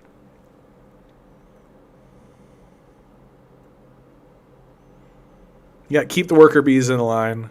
Yeah, ironic is the middle class is shrinking faster than ever. There's no such thing as middle class. At this point, it's just propaganda, right? There's poor people, and then there's poor people who own houses. That's all. Freestyle, have you seen Trump denouncing gun ownership? Yeah, of course. Like, why would somebody like Trump want people to own guns? Where is the NRA in all of this? Like, where are the Second Amendment guys in all of this? Right? Nowhere. Like the murder of Alex Pretty has made it pretty blatant. Like it's all about Second Amendment until it's somebody we don't like. Nilo, good to see you, my man. Freestyle, I have a very hot take. Here in the USA, I don't think labor unions will be key in leading the revolutions at all. In fact, I think labor unions like the AFL are holding back the revolution. I mean, I've said for a long time that unions have essentially been folded in to the system of capital, and that the leadership of the unions is essentially bought out.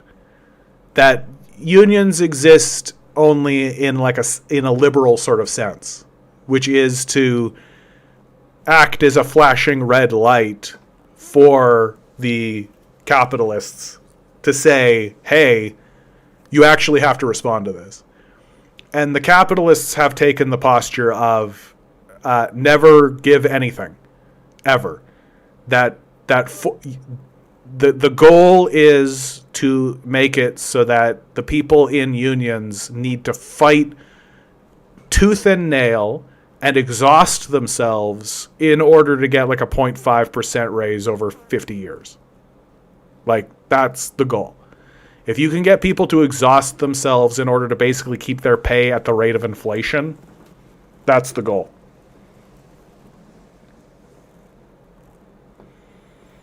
Yeah, labor unions are basically just like the guilds back in mercantilism now. They are fine with the system so long as they get their cut. Yeah.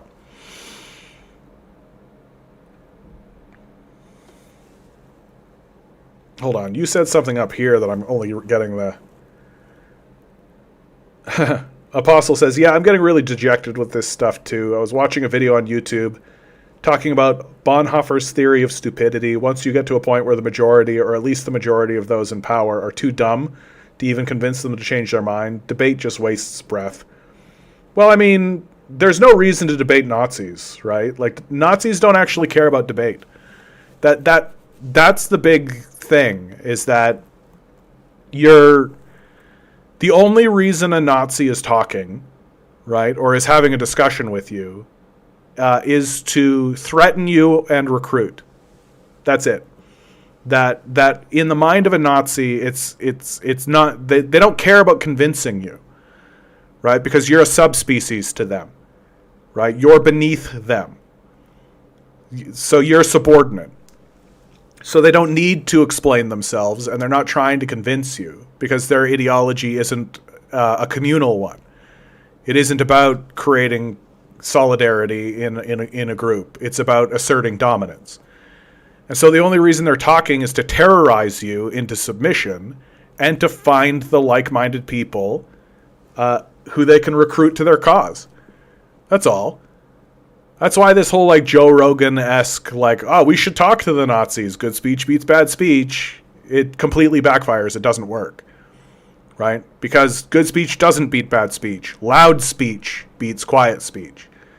Right? And if you platform a Nazi so millions of people can hear them, and then don't platform somebody, guess who wins? Like, while I'm on Joe Rogan, I've said this before in the past. It's absolutely worth pointing out.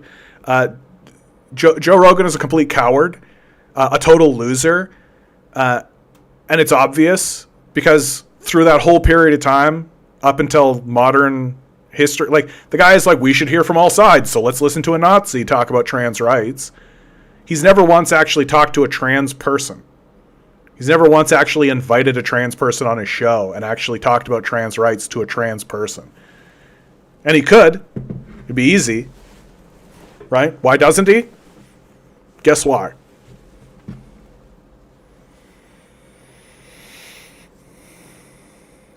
Nilo says, I've been finding it hard to gain support for unionization in the restaurant industry because everyone is pessimistic knowing the past failure and corruption of unions. And I think the restaurant industry, especially at this moment, I can only really speak to the Canadian experience, but the restaurant industry has been flooded with slaves, basically. So you have huge sections in the restaurant industry that are just recent immigrants, is what they would be called. Slaves is what they are. Who are basically just happy they're not in a country being bombed by us.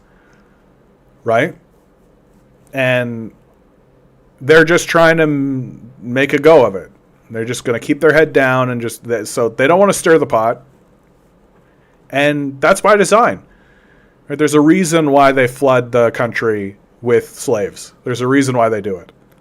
Because it undercuts the industry and it makes it less likely for people to be able to unionize or to create unions at all.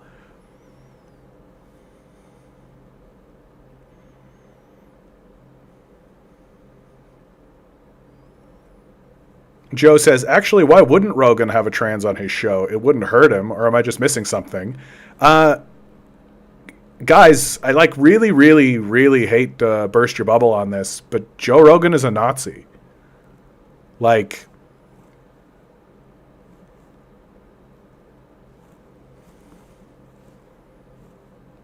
he would be aghast to hear someone say that of him, but he keeps talking to Nazis.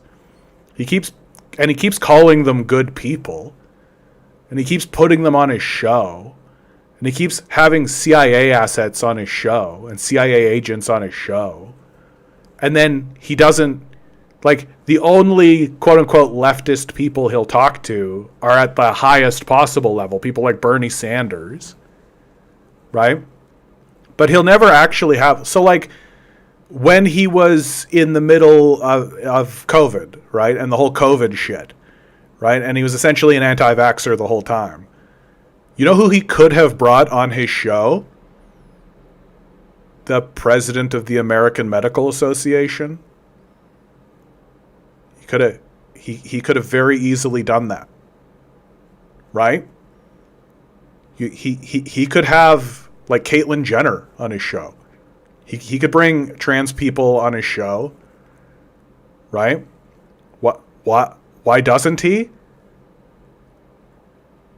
Because he's a Nazi, right? Like, he's not trying to find the center. He's not trying to find the compromise position. He's trying to platform Nazis to promote Nazism in the society. Baldy says, nah, dude, he did have a trans person on his pod. Blair White, of all people. I don't know who that is, so...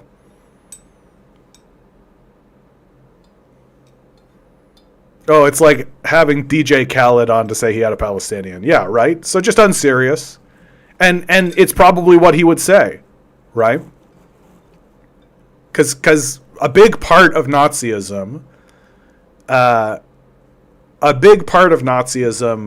is plausible deniability, right? It's why they have this the code. They have codes that they use, right? Like 88, which is 8 is the 8th letter of the alphabet. 8. The 8th letter of the alphabet is H. And so 88HH, Heil Hitler, right? What's another good? These are what's called dog whistles, right? Or there's the 14 words as well. Like, if you structure a statement in a certain way to have 14 words in it, that's a dog whistle, because that's a reference. This is a bad example because I'm not very crisp on it. What's a really good example of another dog whistle that I'm suddenly just blanking on some really good examples of this.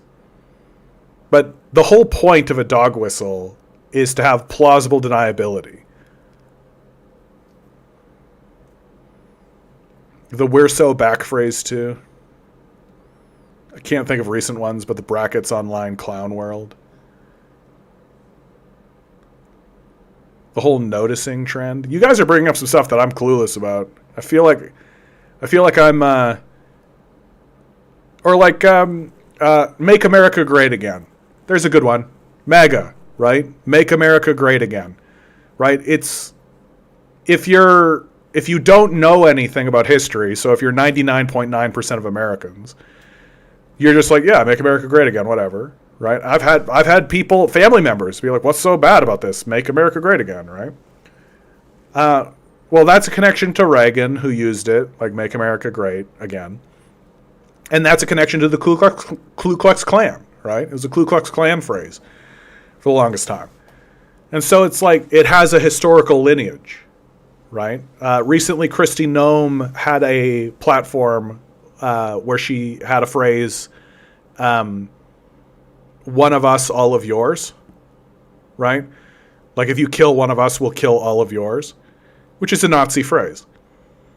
And if you try to, or, here's a good one, Slava Ukraine, right? Slava Ukraine is literally not a Nazi phrase. But if you say that, they have plausible deniability. They can just be like, well, what are you talking about? That's so great. You're just reading into things. Everything you don't like is Nazism. Or like when Elon Musk did that Nazi salute. He's just waving. He's just waving. Sure. Nazis cover for Nazis, right? Because they understand that the point is to communicate to each other that we're all Nazis here and that the Nazis are taking over, while conning most of the rest of the public into disbelieving it.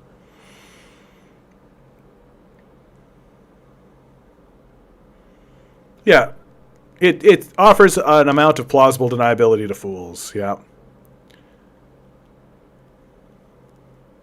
Yeah, it's harder to see them as dog whistles these days, I guess. I mean, well, because they're getting lazy, right? And eventually, like, the masks coming off, right? Like, they're going to, the Musk Nazi salute was like the train horn equivalent of a dog whistle, yeah. Like, eventually they just get rid of the dog whistles, guys, and eventually they just start saying it out loud.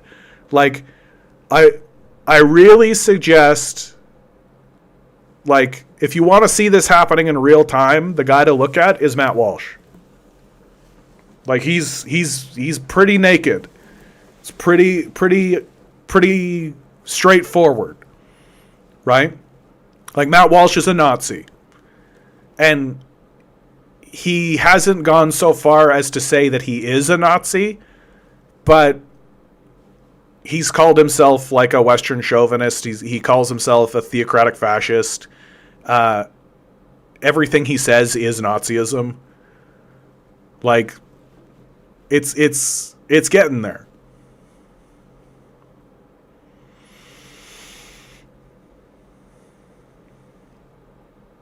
Eggs says, if I'm not mistaken, it goes way back. The KKK robes started as white folks dressing up as ghosts and scaring, harassing black people, and when they got pushback, they were like, why are you mad? We're just trolling. It's just a joke, bro. Yeah, exactly. Yeah, it's just a joke. I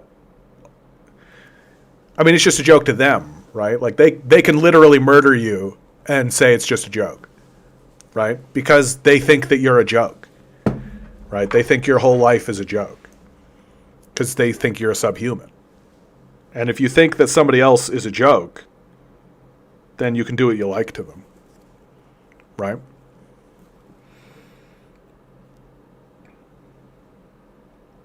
Apostle says, honestly, the only thing keeping me going right now is the knowledge that eventually it will be bad enough.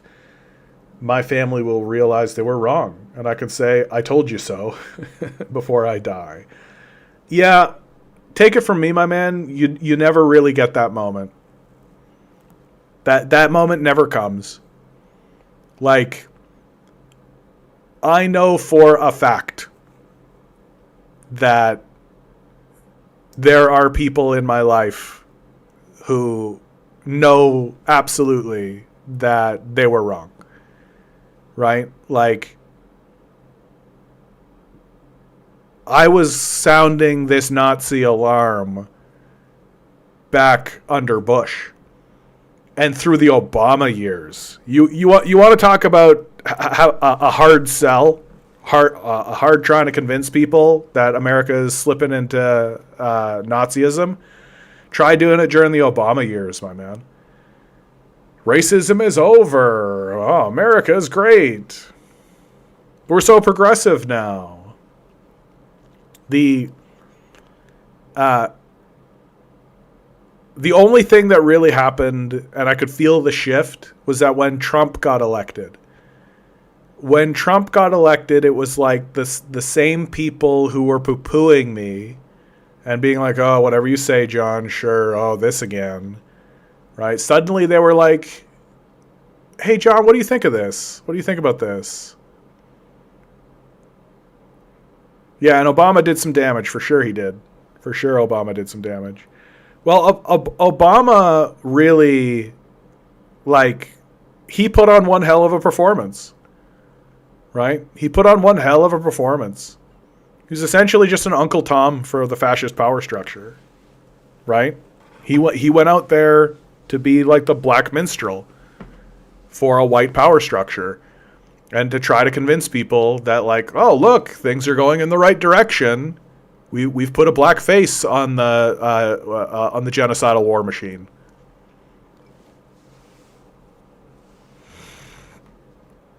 Yeah, and the blowback has been pretty like, I would argue that the first Trump administration was a blowback, like, in large part, was a blowback to two things. Number one, the Iraq War. I think that there was a significant blowback against the Iraq War, and that Donald Trump initially was, like, if you'll recall, he was originally propelled up into the limelight because he shit on Bush. Like, Jeb Bush was projected to be the next leader of the Republican Party. He never polled higher than 5% and pulled out of the race. And that was in large part because Donald Trump just basically killed him. Just basically pegged him and his family with the Iraq War and just, like, destroyed him. And so I think that gave Trump a bit of traction, right? And that as time went forward, people saw, oh, this guy is a shyster, but he's being honest about being a shyster. Yep. Obama bailed out the same bankers who have stolen people's pensions. Yep. And the whole Republican Party he shit on. Yeah, which makes sense, because now the Republican Party is basically a different party. Right? Like, the Trump era destroyed the Bush era. Like the neocons. And where did the neocons go? To the Democrats. Right? And so you have very distinct eras there. And the next era of the Republican Party is going to be naked Nazism, basically. Yeah, the Democrats today are what the neocons were, essentially. Yeah. And, like, and who's actually standing up being like, hey, we could just do reasonable policies that would improve the quality of life for people, like stuff that's been proven. Like, we've run the tests. No. Even something that I would consider extremely basic, like a single-payer healthcare system. Single-payer healthcare has been wildly successful, been tried and tested. We did it, right? We did it. We ran the experiment in like 100 different countries, and it's been successful. Why won't America do it? Because they want people to suffer. We found a way to make money off of people suffering. That suffering is itself a commodity to be bought and sold.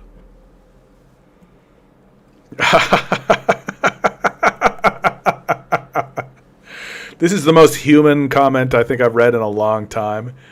It's Adestros. Oops, I've zoned back in. I accidentally got very high and got stuck in YouTube Shorts. Relatable. Relatable, my man. That's the most relatable shit. Dude, I feel like I've gotten stuck in... because it's January, right? I've gotten stuck in League of Legends. I think I've got to publicly talk about this because I don't know that it's a good thing. That, like, I like video games, and I think that video games are fun and interesting, and there's interesting stuff to say about video games, but League of Legends is a whole other thing. It's like a whole other gaming experience that is, like, kind of concerning. Like, is this healthy? Video games are breeding grounds of fascism, sadly. I mean, I am of two minds about this. There's the one argument that says video games make people fascist, right? That kind of, and that's the liberal argument. That's like the Hillary Clinton argument, right? That if you present a person with a violent video game, they become violent. I think it's the opposite. I think that video games reveal the inherent violence of our culture and of our ethos. That the reason why we are attracted, that the reason why we play violent video games is because we are attracted to violent video games. That if a person were to create a peaceful video game, that would be less popular. And I mean, the proof's in the pudding. Like, those games do exist. And they had, like, Stardew Valley, right? Like, Stardew Valley is very clearly an expression of people who desire a simpler existence and a simpler life, right? People live in a chaotic, ridiculous, contradictory, full existence. And when they have free time, what do? They make a little garden, right? They make a little homestead. And they're like, yeah. Like, so we could say, oh, people want to do that, right? So why don't we give them little parcels of land and let them do that? No, can't do that. Why not? Because it doesn't make anybody any money. Oh, okay. Like, yeah, I love doing communism on Minecraft.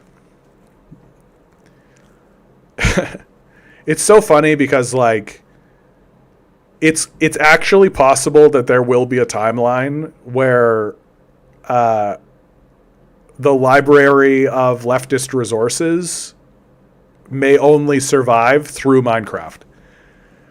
People have created files in Minecraft that are books.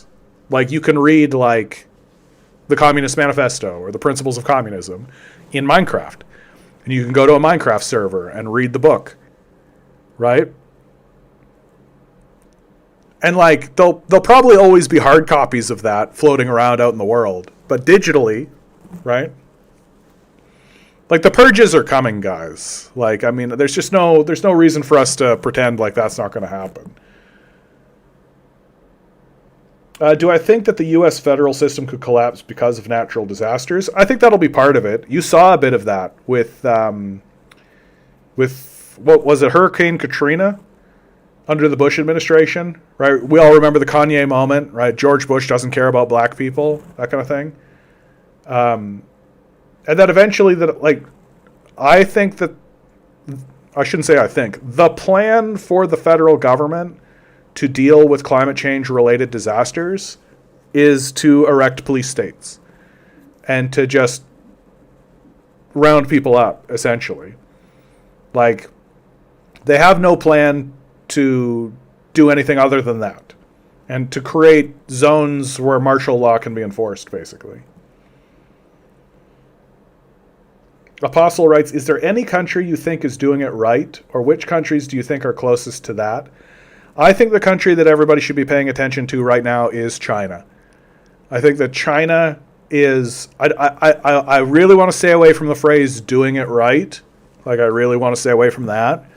The but I think that they are the ones that that have their eye on the ball, and are looking at the world and being like, how do we navigate the future? How do we go into the future and introduce the most amount of stability, and maintain, and while constantly improving the quality of life of our citizens? How do we manage that, and how do we make that go forward while also maintaining our defenses from external pressures? I definitely think the place that everybody should be paying attention to is China. Like, one of the things that really upsets me, upsets is too strong a word, but one of the things that it kind of miffs me about Western Marxists is that when we talk about China, oftentimes we talk as though we're the masters and that they should listen to us, when the opposite is true. The Communist Party of China are the leaders of communism in the world today. Period. And I don't think you can actually create a solid argument against that. You are not the master. They are obviously the masters. And we should be looking at them and learning. And oftentimes when Western Marxists try to critique China, it's very much like a beginner chess player trying to critique someone like Magnus Carlsen. Like, what's he doing? He moved his pawn up here. That doesn't make any sense at all. Like, shut up. Magnus Carlsen is perhaps the greatest chess player who has ever lived. You don't critique him. And if he were to make a mistake, you would have definitely made that same mistake. Yeah, I'm a white guy in the West, and I've got some notes for China. And oftentimes what I see happen is people will do what I call snapshot analysis, which is that they'll take like a snapshot of China today, right now as it is. And then they'll analyze that snapshot, right? And their analysis will usually be exclusively a material analysis, which is important to do. You should do a material analysis, like where are we at right now? But because China has a intricate and delicate relationship with the system of capital, you can very easily just make the conclusion, as many Western Marxists do, that China is capitalist, right? And why? Because there are capitalist markets there, and there's a capitalist system, and they're interacting with the capitalist system, right? And so you'll see people make that conclusion and then try to justify that, oh, China is actually capitalist, retroactively, right? That, oh, well, so they begin with the premise that China is capitalist, and so they go back from there. And of course, it's a failing argument from the Marxist standpoint, from the communist standpoint, because if it is in fact the case that China is capitalist, then we should do as much capitalism as possible, right? So, but you can see how there's a disparity. Like, well, if China is capitalist, then why does it not look like other capitalist nations? Why is China advancing so successfully and has such major successes, and other capitalist nations don't have those successes? These are questions that Western Marxists who choose to criticize China can't really answer successfully. Because a lot of times Western Marxists aren't really engaging meaningfully in the historical analysis. The historical analysis... So Apostle says, yeah, for a long time I thought China was just as corrupt as Russia, oligarchy claiming to be communism, but it seemed like they are fighting that. So modern Russia does not claim to be communist at all, right? They are an oligarchy with kind of a leadership that is... The historical analysis is what makes this conversation so interesting, and nobody ever does it. Right? Nobody actually ever does a historical analysis. Like, what happened in China is that you had Mao Zedong, who spent his entire life fighting a communist revolution against fascists internally and fascists externally, right? Imperialists. And they won. They won. They fought through World War II. They fought an internal civil war, and they defeated the fascists, and they won, and they erected the People's Republic of China in 1949. Well, basically, the moment they erected that, the Americans started invading them, right? The Korean War happened 1 year later. The nuclear bombardment of Japan happened in 1946. Dwight D. Eisenhower was threatening to drop nuclear bombs on China. The Vietnam War, like, really think about this. I don't know why people exclude war from their analysis when they talk about these things. World War II lasts 4 years. Right? And the West can't shut up about it. The Vietnam War lasted 20 years. But that didn't have any impact on how China views the world, right? That didn't have any impact whatsoever. And so very clearly what happens in China is the people of China begin to recognize and realize that they can't continue fighting this war. That they are literally going to spend hundreds of years fighting a war against a foe they can never defeat. Like, the Americans have, like, bombers. They have missile systems. They have naval supremacy. Like, the Chinese can't compete with that. So the choice for the Chinese is continue fighting this endless, godless war that goes nowhere, which is the Maoist line, by the way, or surrender. Bend the knee. Make peace. And that's the dangest line. And China, and in the interim of that, while that conversation was happening, you have the Cultural Revolution, where the Chinese, where Mao, at the end of his life, he knows he's going to die, because that's life, baby. He refuses to bend the knee publicly, although he does have conversations with Nixon, so it's pretty clear that he understood what was coming. But Mao Zedong was never going to capitulate to capital. He was never going to bend the knee. And the people of China understood that. They knew that. But when Mao Zedong dies, the Cultural Revolution ends, Deng Xiaoping takes power, and the communists essentially capitulate to capital.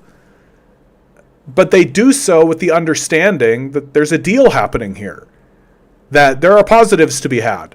One of the major positives is that the country continues to be led by Mao Zedong's party, which is the Communist Party of China. That's a huge success, right? That the leaders of China continue being the communists. They also viewed the idea that America was going to send its manufacturing base to China as a major success. As a major, major, major success. And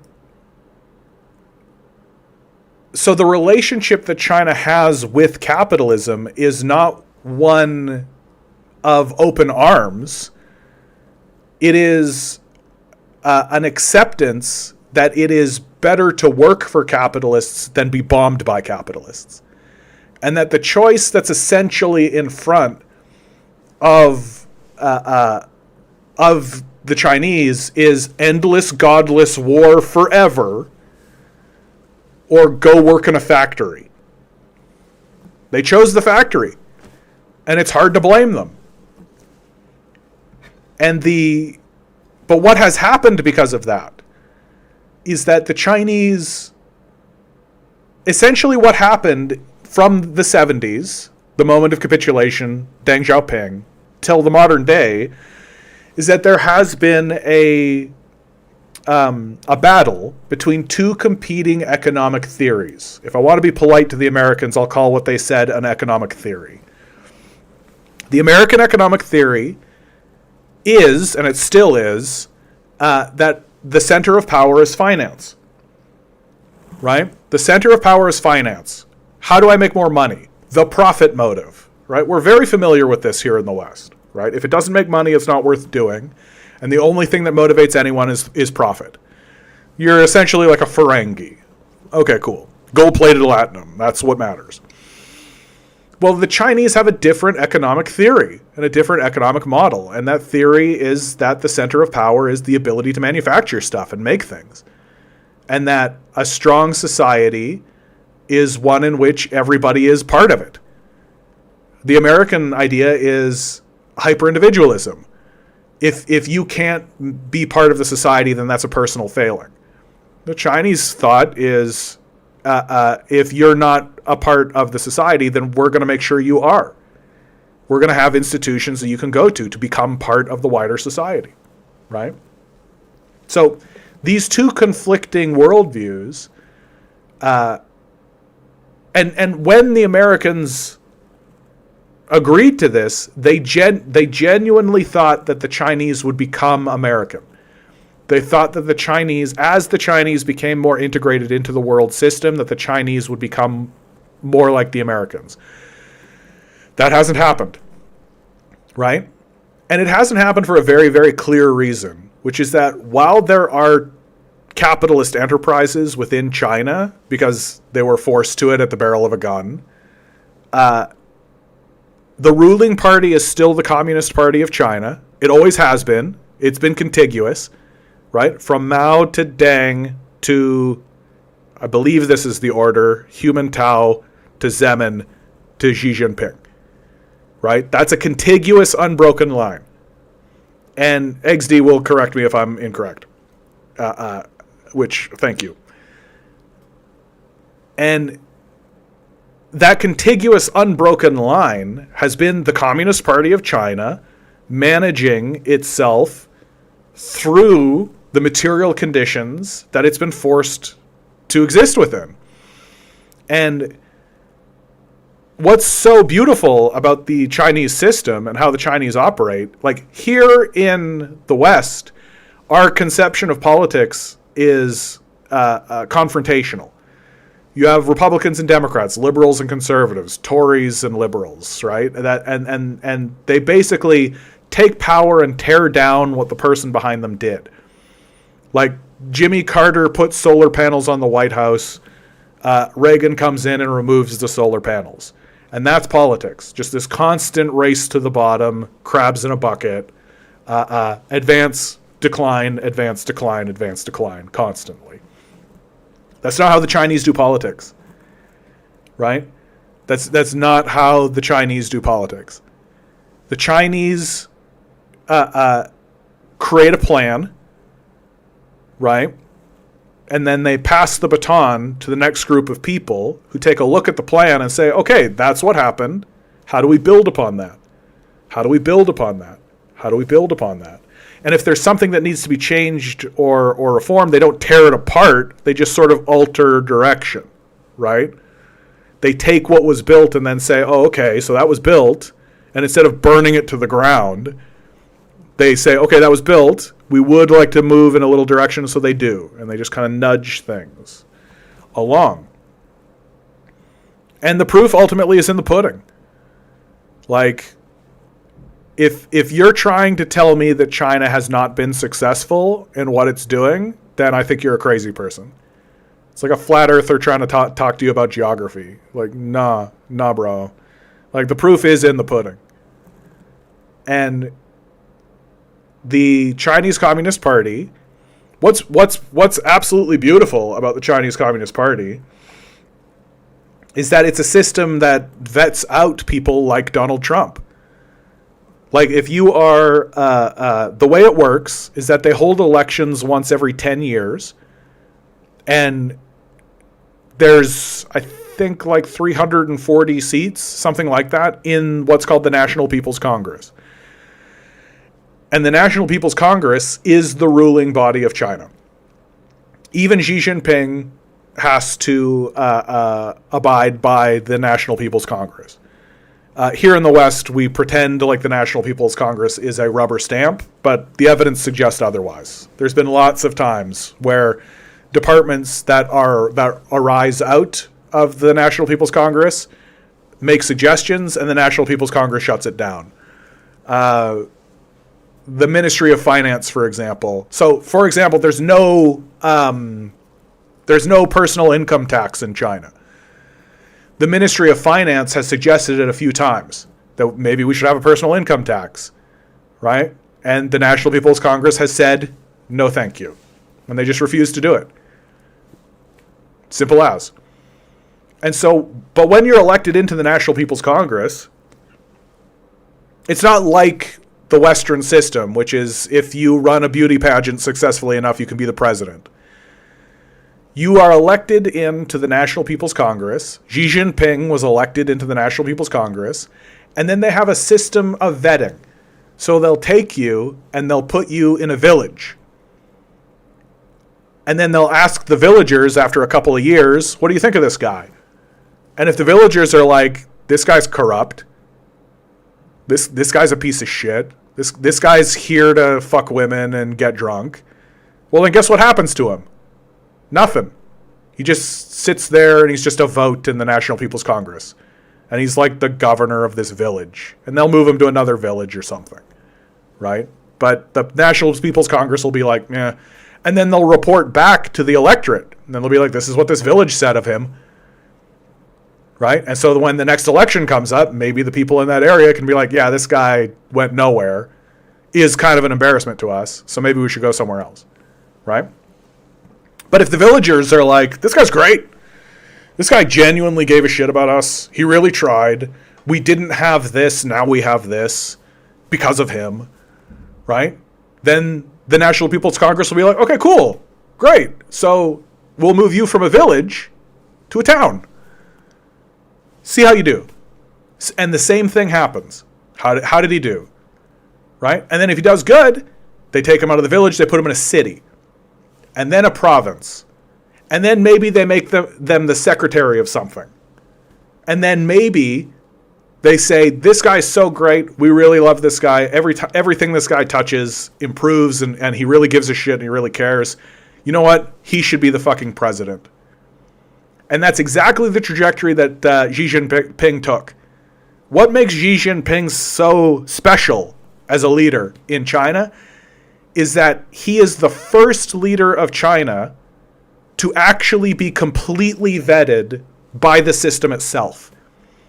He, before him, like the first leader is Mao, right? Literally a war leader, whose governance of China is, you can critique things.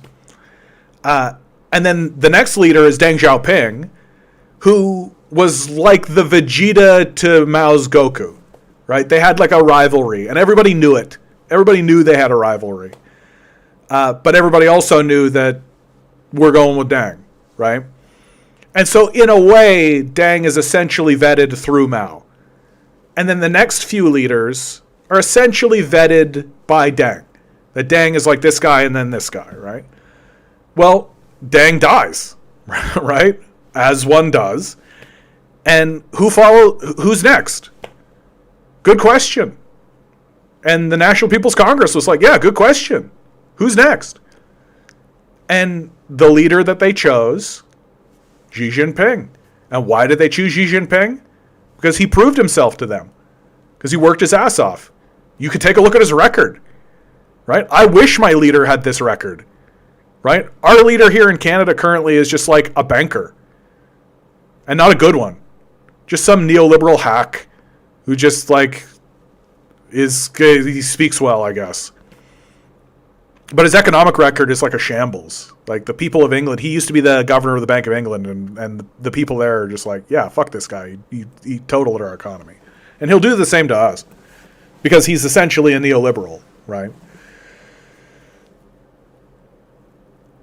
Although it's a very special moment because of the Trump thing and the tariffs and the pivot to China and all that kind of stuff. Yeah. I think Carney will actually, I think Western history will be fairly favorable to Carney because of the circumstances that he found himself under.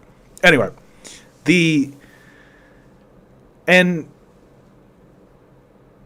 so you have this system in China, the National People's Congress, that actively vets people, that actively says, okay, are you here to be a governor or are you here to be a corrupt asshole? And Xi Jinping ascends to power with the promise of vetting out corruption. And by any account you want to look at, he's fucking serious about that. Like, they are completely disinterested in having any corruption in their system whatsoever. And let's be clear about what corruption is from the Chinese perspective. Corruption is colluding with capitalists. That's what corruption is. That if you take bribes, if you take money from the system of capital, you're corrupt. And they'll literally execute you for it. They have and they will and they'll continue to.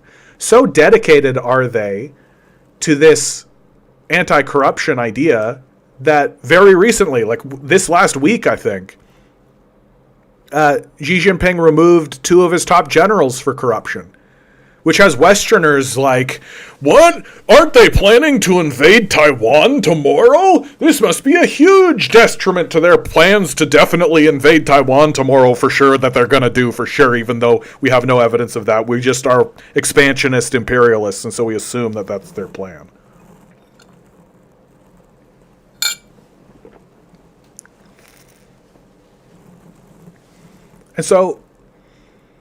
And there's important key figures to understand about how China is structured. Like, the banks in China are owned by the Communist Party of China. Right? Like, the resource base is owned by the Communist Party of China. So you can have your Gap. You can make your smartphones. Right? All you want. But if you want to be financed, right? If you want the financing, and if you want the resources to be able to do it, guess who you're negotiating with, baby?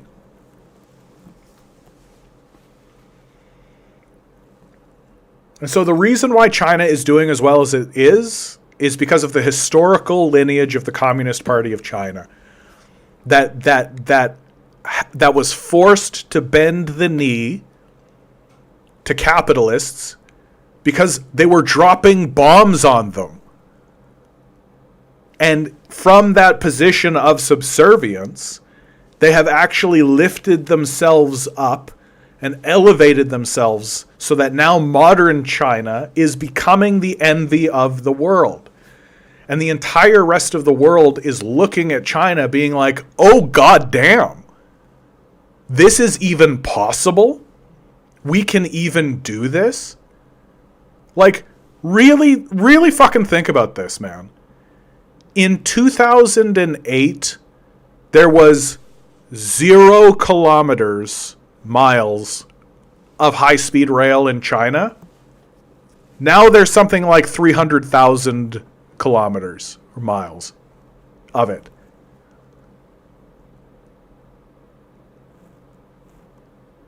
What? Can you even comprehend or imagine something like that happening in America?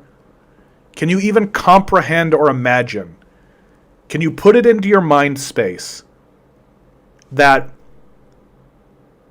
my leaders are going to start building high-speed rail in my country today, right now, and in 15 years,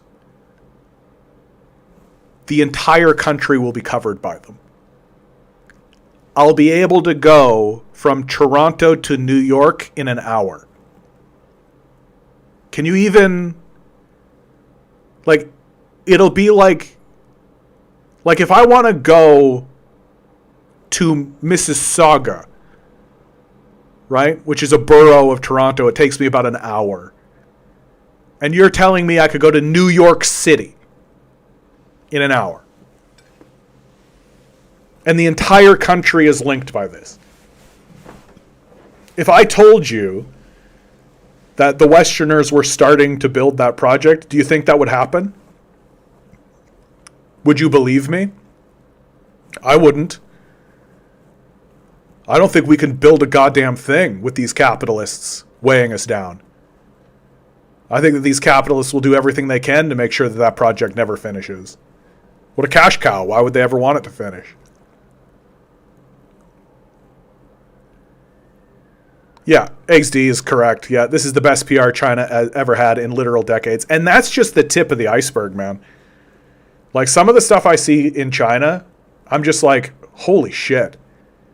Like, and China has become the front runner in every economic department you want to talk about. Any industry you want to talk about, right? China's the front. And how have they done it? Through a magical, wonderful policy called planning. Right? Here in the West, we demonize planning. And I know it sounds childish to say that, but it's true. Like, that's the embarrassing part about it. That what's supposed to be our guiding principle, our guiding economic principle? The free market. The invisible hand of the free market will solve all of our problems, and we just need to get rid of government regulation and taxation, and then the free market will solve everything. So chaos. Just a worship of chaos. As opposed to actually having a plan and enacting the plan, we just say chaos will do it. Well, what's the result of that? You end up with a bunch of a couple of monopolistic institutions, right, that are disincentivized from innovating in the first place because their stranglehold is a monopoly, so they don't need to do anything. But even if they do compete with one another, they're constantly in a state of individually reinventing the wheel. So instead of having, if you have three of these, let's say, you have three institutions and they're all making the same kind of product or the same kind of thing, instead of having triple the amount of resources focused on a plan and enacting that plan, they have three sets of resources competing with one another with all the corporate espionage and the backbiting and the tearing down and the stealing and the outcompete and all this ridiculous stuff in order to get a worse result. And nowhere is this more obvious than in the AI market today. Every single time these fucking AI guys are like, we made this big advancement, China is like, yeah, we just also did that. We made it 5 times cheaper, it's 3 times faster, with 10 times better results. Oh, and we're releasing it for free. Like, China is like constantly in this state of just dunking on the West, and it's for just one very clear, simple, obvious, straightforward reason. They make a plan, they enact that plan, and then they criticize their own plan, and then make another plan. And they do this once every 5 years. And we here in the West are like, it always leads to disaster every single time, which is why we have to bomb them and coup their government and spend trillions of dollars suppressing their people, because communism naturally fails, which is why we have to make it fail. Like, we're stupid. It's just the bottom line on it all. Like, at the end of the day, right, we've been stupefied. We're stupid. It used to be the case that only the populace was stupefied, right? And I'm using this phrase stupefied, right? Because it's possible to stupefy people, right? Like, if you take a person and you put them in a box surrounded by glittering lights and pornography and drugs and all this kind of stuff, you stupefy them, right? And they have no outlet and they can't get out of it, you stupefy them. They're stupefied, right?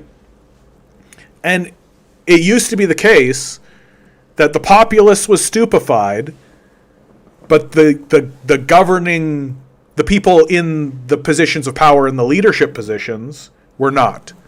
That they understood that this is just what we're telling the plebs.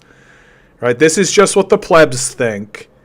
They're over there. They've been stupefied so that they can stay out of our way, so that we can govern the place, and they work for us while we do almost nothing important at all. Like, we'll go have a conversation with some Chinese guy and be like, do what we say or we'll bomb you. And then we turn to our stupefied populace and we're like, oh, we've got to bomb them to staunch the spread of communism, which is the worst thing in the world for some reason. We're going to bomb them into liberation. We're going to bomb the freedom into them. But now what's happened in the West is that the leaders are also stupefied, right?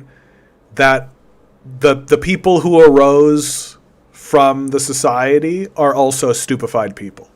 Elon Musk is a perfect example of this. Elon Musk is a stupid person. He's been completely stupefied. And instead of being governed by people who are actively managing us through this process of stupidification, they actually believe what they tell us, right? Like, it used to be that they were lying to us, and they knew it, right? And that's common, right? It's very common for governments and for people in positions of government to lie to the populace just to smooth things over and make things easier, right? Like, why do they hate us? They hate us for our freedoms, right? You know you're lying. Like, you know. But now the people who are leading us, they believe the lies. They think that what we told the stupid people while they were stupefied is actually true.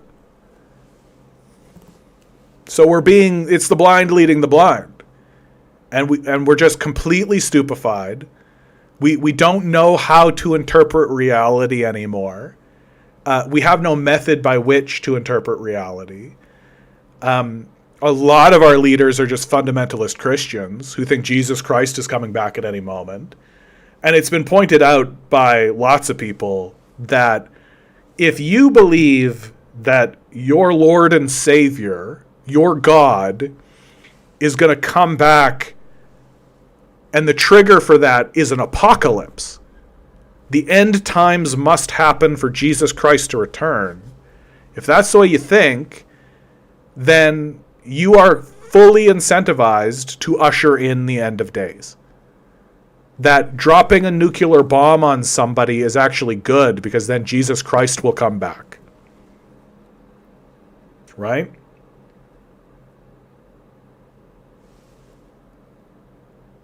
And what this has led to ultimately is that the system of capital itself has become a religion, right? That if you were to actually analyze the system of capital as a science, you would be a Marxist, right? Or at the very least, somebody like Robert Reich, who is like a Keynesian economist, right? And Keynesian economics is like another way of sort of looking at it, which is like not that far away from Marxism, but they have other ideas and all that. It's fine.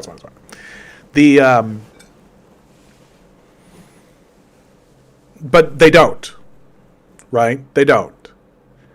And so as we move forward in this capitalist system, we have to analyze the system of capital as a religion. And I make the supposition, I put forward the idea that the system of capital is a religion that essentially exists on three pillars, like a trinity, what I call the unholy trinity of the capitalist death cult. The first pillar is the worship of the self, right? That you are all that matters. The Ubermensch, right? That everybody else is an NPC, and that they operate and exist exclusively and only for your benefit. And that selfishness is good, greed is good, as was published in The Economist.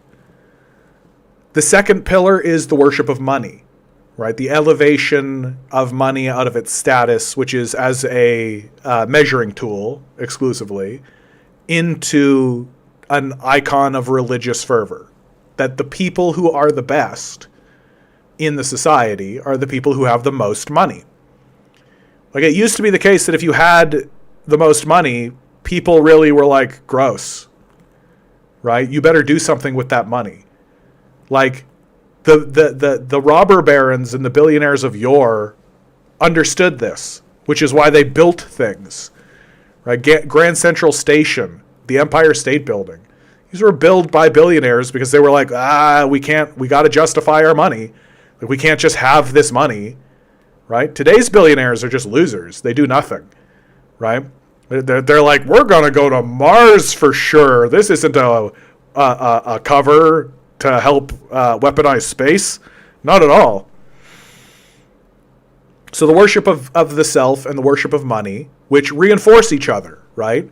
That your self-worth is directly linked to how much money you have. And there is no other measurement of value for yourself. You can't just have self-respect. You need money in your bank account to show how valuable you are. And of course, if you live in a society that thinks this way, as you do, then other people will say, oh, you don't have any money? Then you're worthless. You have no value. I can't imagine why people are having a hard time dating in an environment like this when 60% of society is living paycheck to paycheck. Oh, well. And then the third pillar. And the third pillar took me a little while to figure out. For a little while, I was calling it stupidity because that's what it looked like. But I finally put my finger on it, which is that it's the worship of chaos. What we would call the free market. I've already kind of touched on it. But that's what it is. That the best outcomes for the society will be ushered in by the individuals with the most money in a quote-unquote free market. So essentially, we're led by chaos death knights. People who are essentially saying, let chaos reign. And from this system of chaos, true order will be begotten. And that is their system of thought. And it makes sense that what's fueling the chaos death knights is the extraction of the bones of our ancestors from the land, processing it into dark elixirs in order to pour it into our infernal machines to go to war with defenseless people who have the sin of saying, of being on the land that we want or that we believe is ours. It makes all the sense in the world. That we're not different than like the Aztecs of yore who were throwing people into volcanoes and pulling people's hearts out and beseeching the death gods for mercy or whatever the fuck they were up to. We're not much different, right? It's just that our God isn't an abstraction. Well, it is an abstraction, but it isn't like a natural abstraction. We're not like the death goddess Takapolo, right? It's money that we print, that we created and we punched into a screen. And so in a lot of ways, it's a lot stupider. It's a lot dumber than what like people of yore were doing. Like the people of yore were just here and they were just like, I guess, see that big burning object in the sky? Might as well be a god, right?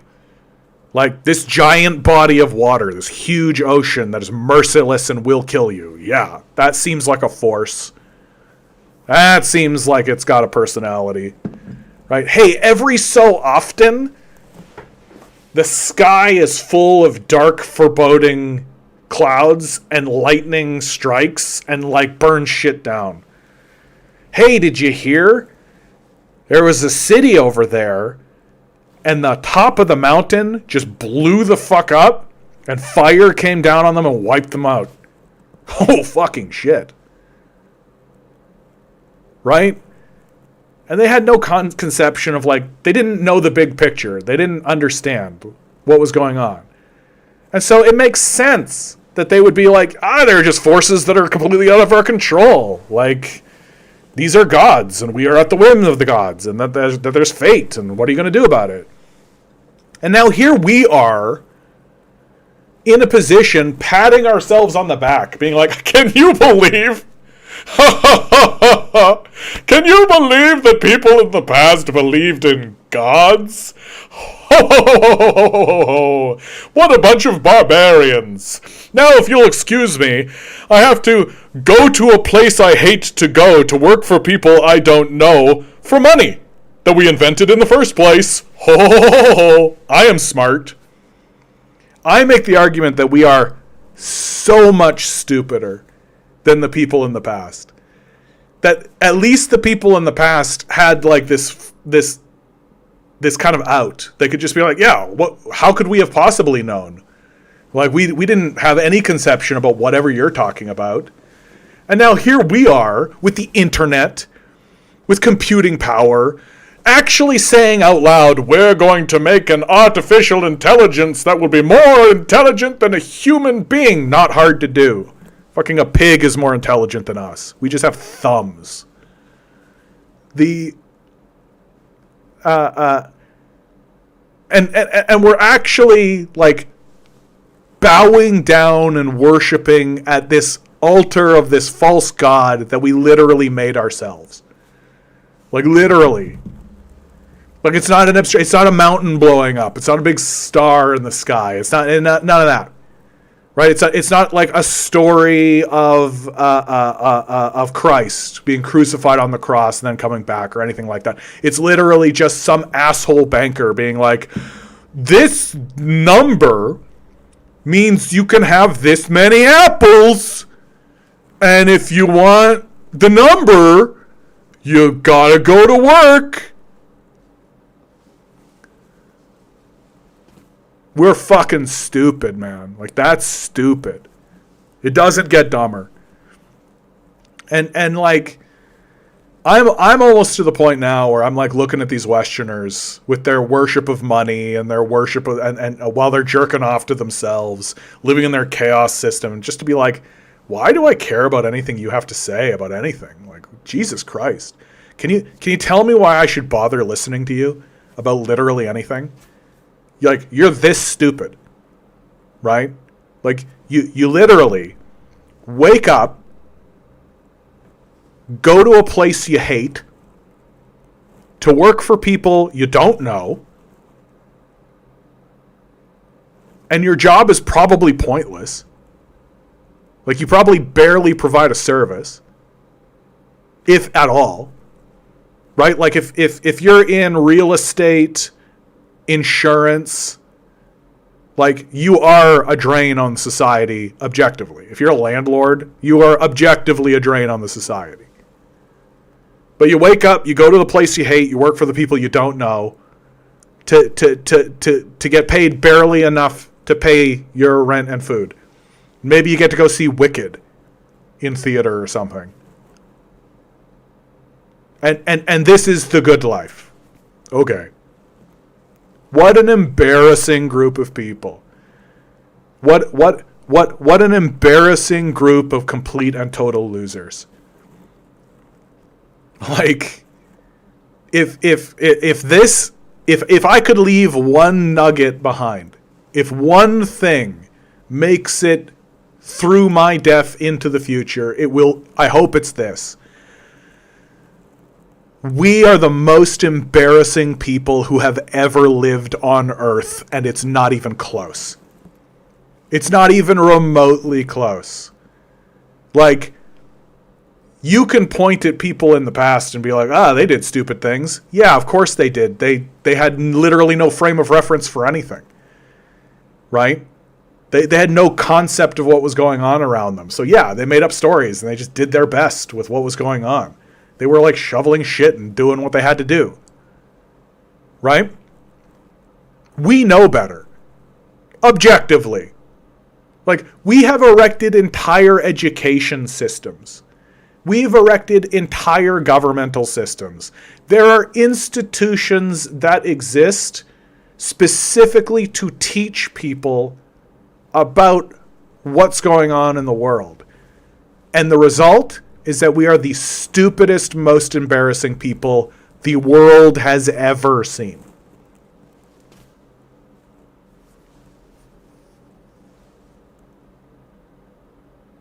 Like, we could be making, like, a pretty nice place. I don't want to say, like, a glittering utopia, because it's still littered with humans. But, like, this place could be nice. It could be really nice. And everybody could just have access to the resources they need. Everyone could have food. Everyone could have shelter. Right?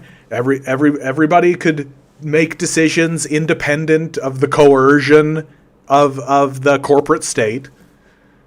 You could literally be like, yeah, I don't want to do that job because it's pointless. Like, no, I don't think I'll be the secretary for a landlord or a property management company. Why? Because I don't think that should exist. Seems pointless. Right?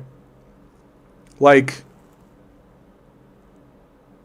instead we could be doing basically anything else would be better than what we're doing. Right? Like, we could be doing basically anything else.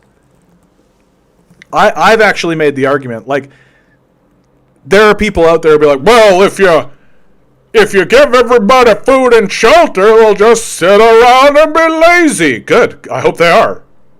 I sincerely hope that everybody does exactly that. That would be way better than what we're doing now. Right? Because what we're doing now is like, no, full non-starter. I would rather see my society and my civilization and my culture full of people who are laying on the ground staring at the sky for their whole life than what we're doing now. Like, this is embarrassing. But you gotta be a man, and you gotta be tough, and you gotta prove yourself, and you gotta earn it. You gotta earn it. Cool. I love that I am here without my permission, and that I have to earn something. Okay, bud. That doesn't sound coercive, whatever you say. Anyway, I've been ignoring you guys for a little while because I went on a little thing. Yeah, billionaires today act like they are just competing on an arcade high score leaderboard, like the money is the goal rather than a means to one. Exactly. No, it's true, though. That is the truth. It's the worship of money. I love this meme online that just goes something to the effect of the USA is just 50 barbarian war tribes in a trench coat. Yeah, I mean, it's essentially just an oil cartel, right? Yeah, if you give everyone food and shelter, they'll just sit around and be lazy. Then why do billionaires keep working? Yeah, the laziest people on earth should be billionaires, right? Freestyle says China is sending thousands of pounds of rice to Cuba as we speak. Yep. Yeah. Get out of the way of the mythical, magical markets. Forget about the fact that like the market is completely sustained by the state.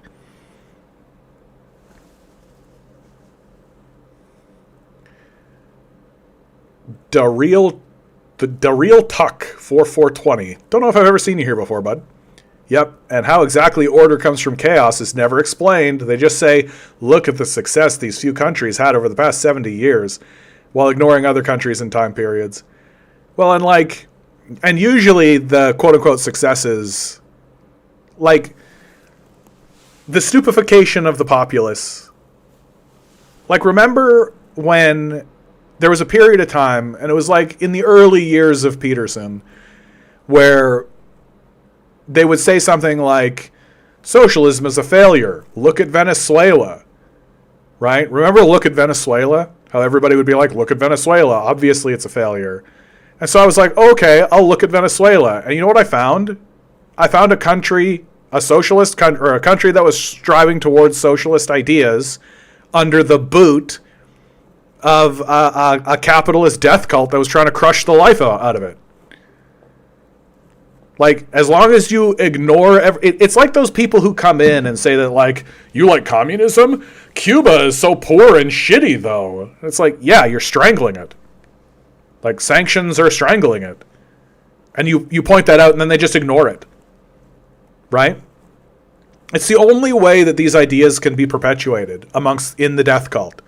Is just by ignoring reality. Which is why it's a religion.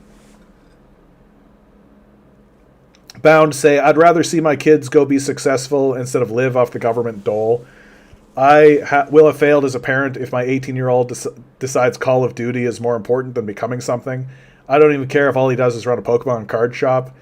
I, at no point in my life, ever said, you know what I wish I did more in high school? Play video games. Playing video games is a multi-billion-dollar industry, dude. I think you're just old. I think your perception of reality is just an old man's perception of reality. That's all. Like, like, people play video games online for money. It's a multi-billion-dollar industry. Like, especially Call of Duty. Like, Call of Duty is a big one. So, I think you just have, like, an old man perception. I own the company Toxic Rain Studios. We just raid... So... I don't get it then. Like, I don't. Like, you launched... You own a video game company, you launched a video game, but if your son plays video games, that's bad. I don't get it. Like, I don't get it. Like, are you ashamed of the things that you do? Do you think the people who enjoy the things that you do are bad? I don't get it. Yeah, Apostle says, even beyond the video games as a job, in this world where the game is rigged against us, I have zero ethical qualms with someone just checking out from the rat race. Yeah, stop participating. That to me is the bottom line in all of this, right? Like, the thing that will destroy these institutions is when people stop participating in them. Like, if nobody signs up for ICE cannot function. If nobody signs up to the military can't function. Bound continues. There's a difference. Is there? Okay. I don't mind him playing video games. I don't want him to only do that. It would be different if it was some streamer making a living from it. Like, again, though, like, I have a wider view of reality and life. Like there, you seem to have this conception of somebody, like, making something of themselves. Do you know what we are? Nothing important at all. We're here for a minute, and we get to do whatever it is we want to do. And the existence that we have is fleeting, temporal, and everything you've ever done, like this video game you just released. Congratulations, by the way. I don't mean to shit on you and your video game. For real. Like, that's an achievement. You guys did it.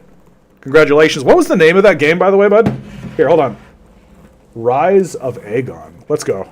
No, let's go. You stick around all the time, dude. So Rise of Aegon. Let's give you some free. Explore the seamless Rise of Aegon. Darkfall. Rise of Aegon. Rise of Aegon raises the PvP sandbox MMORPG to new heights, giving veterans and new players an epic fantasy experience like never before. In this sandbox MMO, thousands of players have the freedom to choose their own destiny. unless it's to play video games. Create and control empires. Engage in unrestricted PvE and PvP combat with full loot, or sail the open seas in a reimagined naval warfare system. Strategy and skill will be your most valuable asset when choosing your path.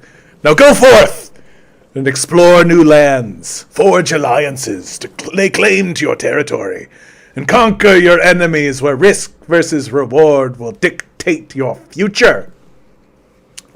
Period. Yeah, there's no period right here. Just right there, right there. That's I'm just no period. Unplayable. I would hit play here, but it'll demonetize me. So. All right. Rise of Aegon Reforged official server launch. January 14th. Good for you, dude.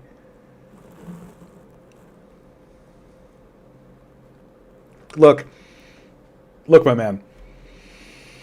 Every father wants their son to be hot and rich and fuck women.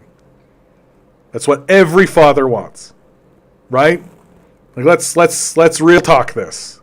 Every dad wants their son to be like charismatic, beautiful, rich as shit, and fuck a lot of women.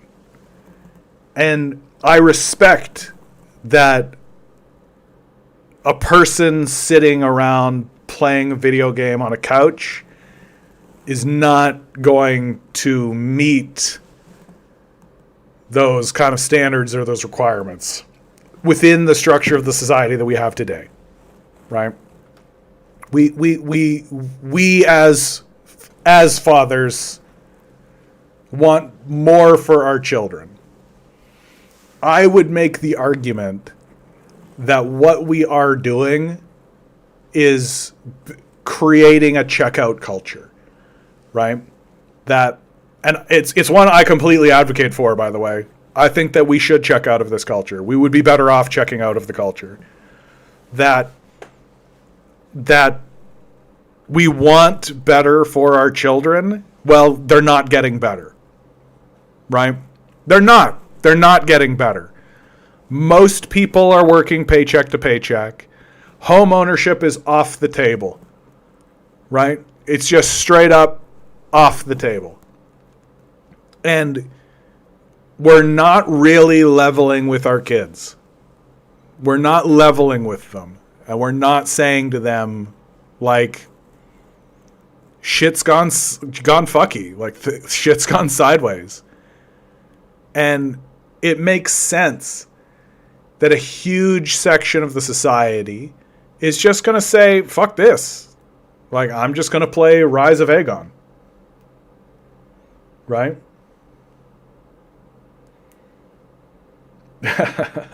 Bound. I'll add it to my many things to add. Whole website needs redone. That's our old one. Oh, yeah. You're definitely a business owner, my man. I can tell. Hey, if you need somebody to do some voice work, if you want to throw some voice work my way, Bound, right? Come on, you need a guy to be like,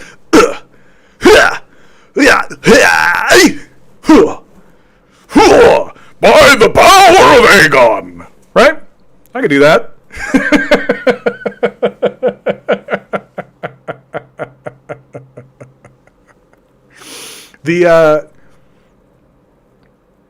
Don't get high off your own supplies, but for video games.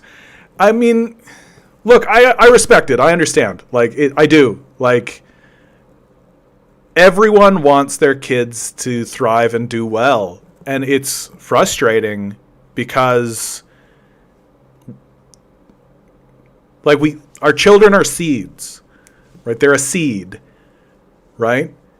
And we want that seed to grow into a big, strong, tall tree. Right? Not just for them, but also for our own sense of completion, right? We want to feel as though we have successfully passed the baton down, and that the next generation is going to be this strong, powerful thing. And what's frustrating is that for a seed to grow, it needs to be planted in fertile soil. And we've just paved it, man. Like, we've just paved it. Like, it's not even soil, it's pavement. Like, we just covered it in concrete. And we come on by and we throw our seed out onto the ground. And the only seeds that are actually going to grow anymore are the ones that are planted in pots. Because the soil has been removed and it's been put in a pot and then put behind like a gate and locked. And if you want access to that soil, you fucking better pay up. And that's just it. That's just how it is. And so, under these circumstances, all we can really do is change our expectations. Because, like, you can't go into a feudal society and demand that some illiterate peasant be a doctor. It's just not how anything works. And unfortunately, we're going to be facing exactly the same thing. That we're not going to get, like, highly educated, intelligent people in our society. It's just not how it is.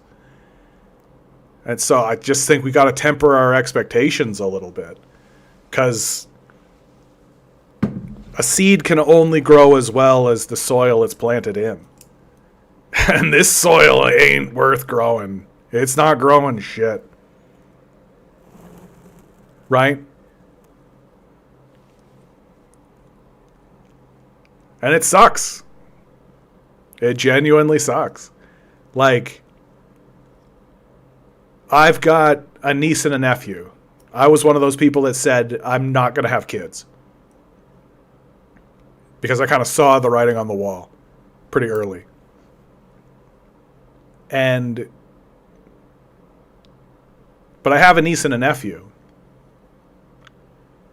And they're just starting to get to that age where you can kind of talk to them like people, right? And they're just starting to notice things. They're just starting to be like, oh, what the hell? Oh, what the hell?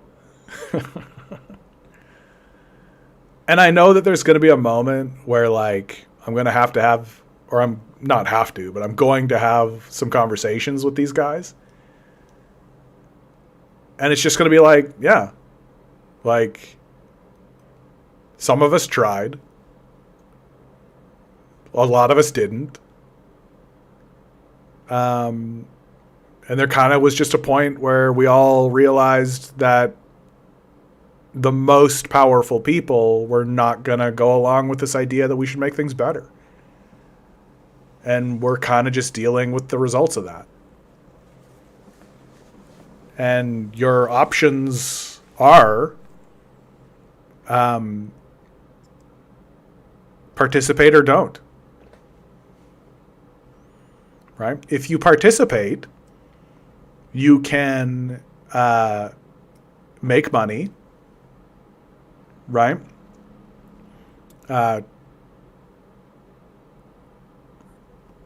And party on, Wayne, right? But you are participating in the destruction of basically everything, right? It's a death cult. And you could not participate. You'll be poor, right? And nobody will really want to, like, fuck you and hang out with you. Because you won't really have the ability to participate, right?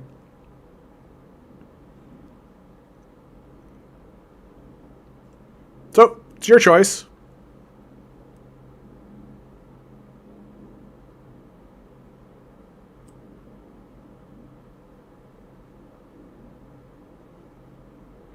XD says, dads suck ass. They helped instill this hyper-individualistic machismo skill issues and hate the poor mindset into their kids, propagating even more insufferable people into society. I mean, it does pay to remember that they too are also victims. Like, I used to be big on the boomer hate. I'd get into that. And then I had like a little moment, a little realization moment where I said to myself, oh, the boomers were the first generation that really got hit with television. Like, really imagine going from no television to every household has a television. Like, really imagine that. And like, imagine your culture suddenly becoming centered around television. And not having any defense mechanisms or inherent skepticism towards any of that. And being the first generation really inflicted with television propaganda.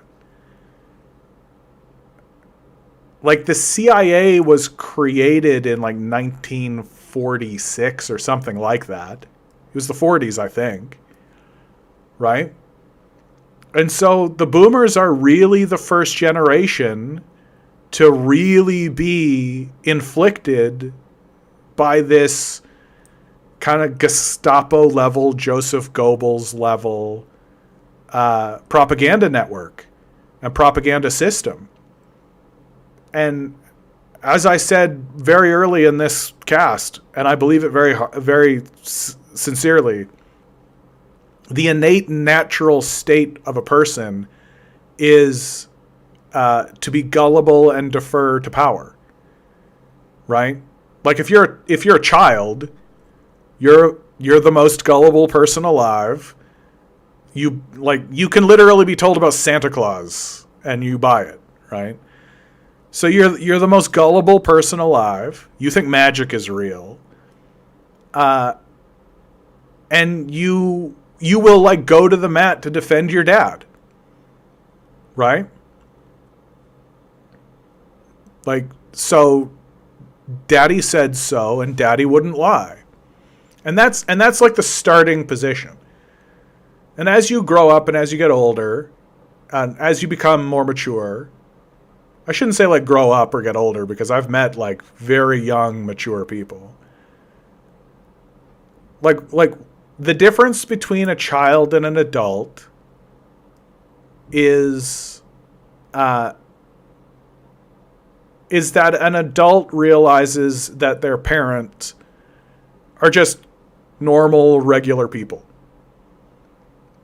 Like, a child believes that their parents are gods of a sort, infallible gods, right? This is sort of the innate, natural position of a child. And then once that illusion is shattered, a child can go through a period of demonizing their parents, right? Their parents are a demon, which is still a type of godhood, right? You're still attributing divinity to them, supernatural authority, right? And it isn't until you finally get to the point where you're like, oh, they're just a fucking asshole. Like, they're just a guy. Like, my dad is just a guy.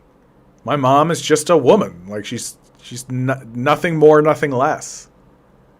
It's just a person walking around with a certain set of attributes that they were born with. And that's it. That's it. That's it.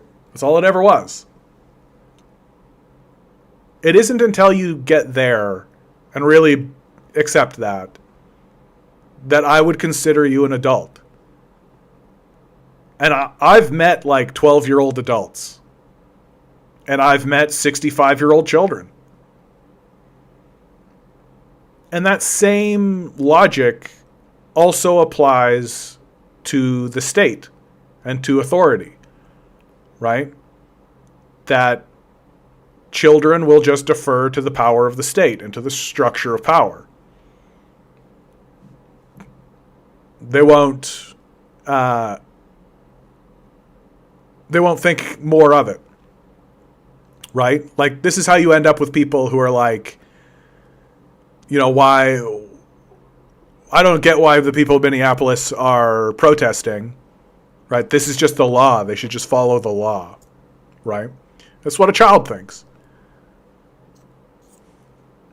Because an adult understands, like, yeah, there's the law, but, there is such a thing as, like, illegitimate laws. Like, slavery was legal. The Holocaust was legal. Right? It doesn't mean they were right and that they should have happened. Like,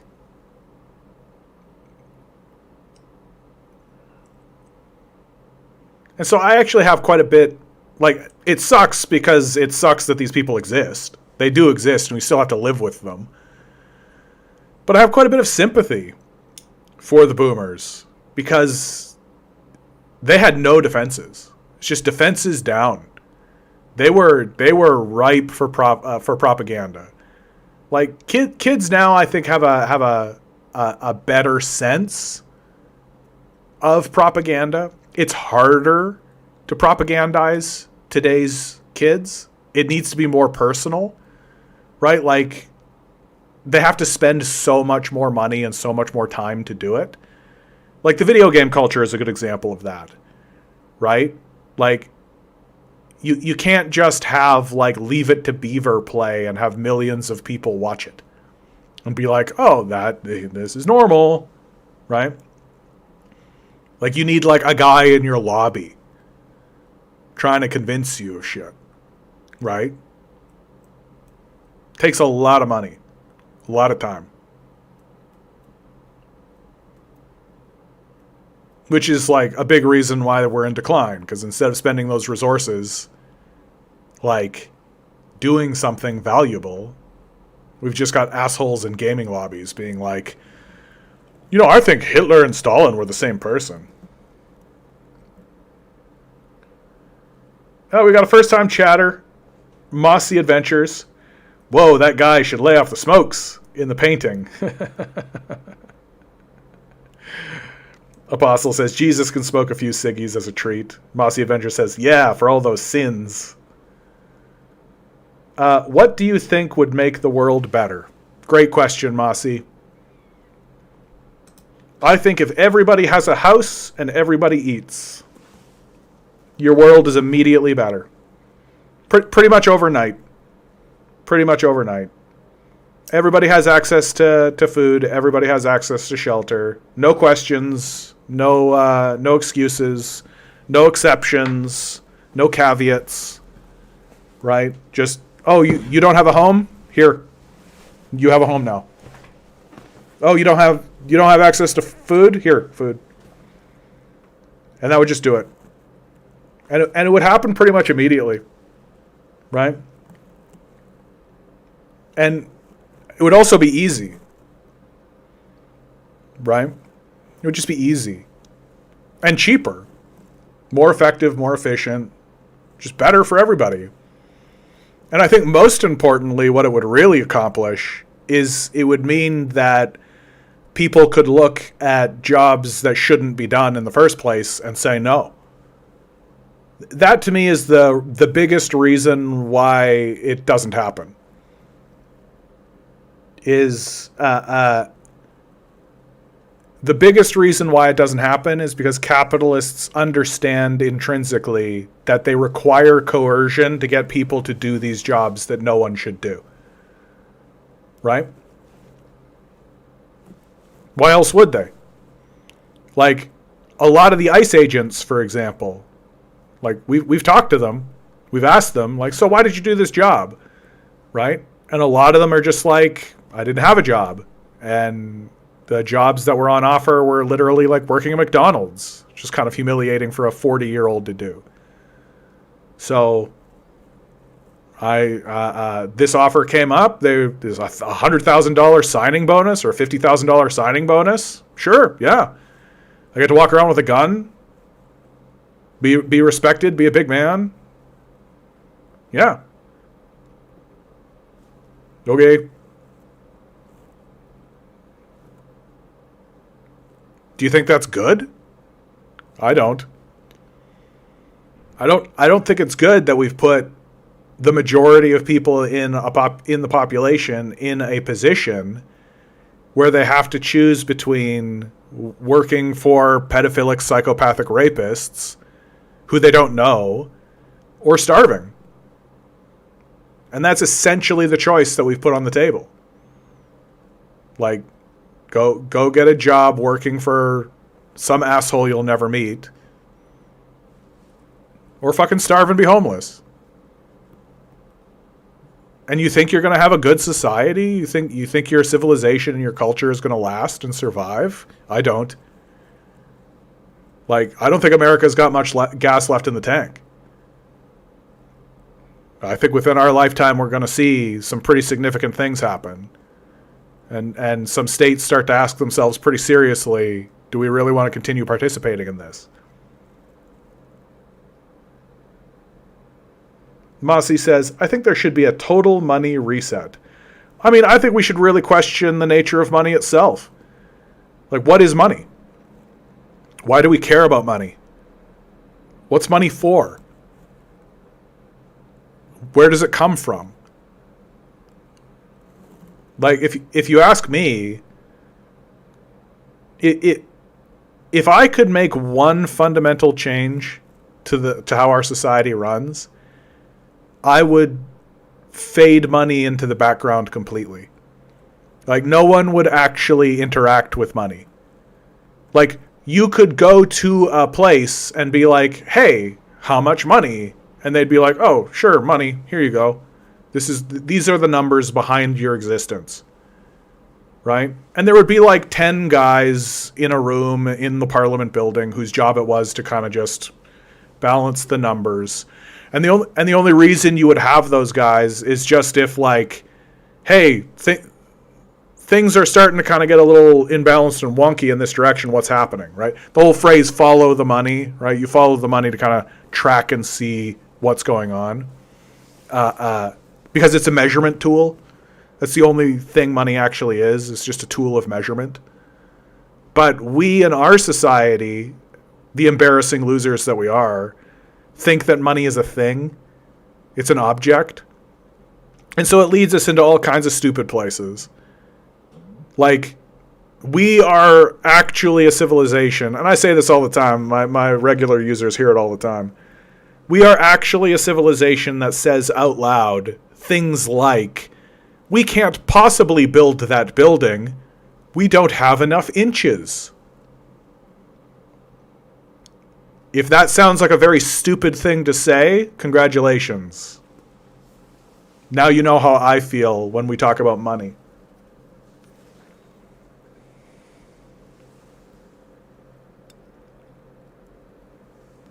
Apostle says, well, monkeys paw curl on that because the tech bros are trying to do that right now, and it is not going to be in our favor. See, I think what's important on that point, Apostle, is to remember that the tech bros are actually very stupid people. Like, they're not smart. They just are in a field that requires a certain kind of obscure knowledge, right? So in many ways, it's like we're in like this Tower of Babel situation where, like, they're speaking a different language and they insist that language is super important. And I generally believe that a lot of those guys are really like scratching their heads and thinking to themselves like, oh yeah, like how do we solve this kind of thing? And so here's this solution, and they're like, sure. Is it going to happen? No. And it's not going to happen for a very specific reason, which is that the system of capital understands that it's coercive. It requires coercion, right? And many of the capitalists are completely fine if you starve to death on the streets. They'll just tell you to get a job, right? Because the suffering is the point. And I also think that some of these, like Elon Musk is a good example of this.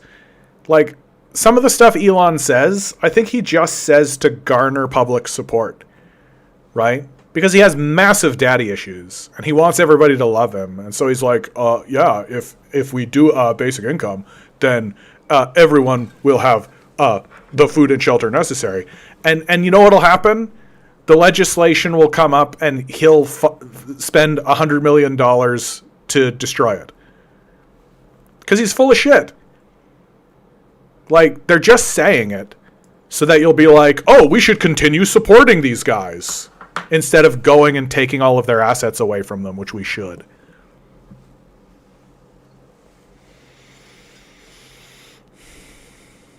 Elon sucks eggs, yeah. Elon Musk is the perfect example of why our society is so fucking embarrassing. Like, you should never know who the richest people in your society are. Right? Like, if I'm a billionaire, I don't want anybody to know who I am. Right? I want to just be in the background. I want to be a stranger. For very clear and obvious reasons. Right? Why would I ever want some peasant to know that I'm the fucking in charge of everything? Like, there's a reason why you don't park a Cadillac in the middle of Harlem, right? Like, you don't want to walk around with gold chains and big wads of money, flashing dollar bills in the middle of a poverty-stricken neighborhood. Right? Real simple, straightforward thinking. And if you ask me, the most intelligent billionaire in the conversation is the Canadian billionaire David Thompson. This guy, he's really keyed in. He really understands. Don't let anybody know you exist. It's not important to be a public figure. Stay right in the background. Elon Musk, the reason why he acts the way he acts is because he has major daddy issues. He never got any love from his father, and so he requires love from us. And he'll buy it if he has to. Apostle says, I also agree that they are really dumb, but I will point to the most of the Nazis were also dumb as rocks, yeah. But regarding the money reset, I was referring to how Trump and company appear to be planning to do a rug pull by devaluing the US dollar, yeah, and defaulting on our debts, yeah. The tech bros are hoping that the collapse of the US and the petrodollar, they will magically get to write the new rules that follow. And they don't need to be smart to succeed in burning everything down. Yeah, I mean, we'll see, dude. Like, we will. If you see that the thing is coming down, they might think that it is best to just make it come down, right? Because it is going to come down. The end of the petrodollar is going to be dramatic. It's going to be dramatic to see. Because, and it's already happened. It's just, reality takes a minute to catch up. I think Americans are in for a rude awakening. That since World War II, they've basically been operating on a kind of a free ride principle, trading dollars for goods. Apostle says, on that topic, did you read about that BRICS unit currency announcement? Maybe not the thing you're specific. Here, give me a headline and I'll search it. Because I probably haven't seen the thing you're specifically talking about. Don't give me a link because I can't click on it. So far, what I've seen from BRICS is, and for those of you who might not know, BRICS is the Brazil, Russia, India, China, Saudi Arabia, South Africa, creating a trade agreement, a trade alliance that has expanded. And now places like Canada and Britain and France are beginning to talk about joining. And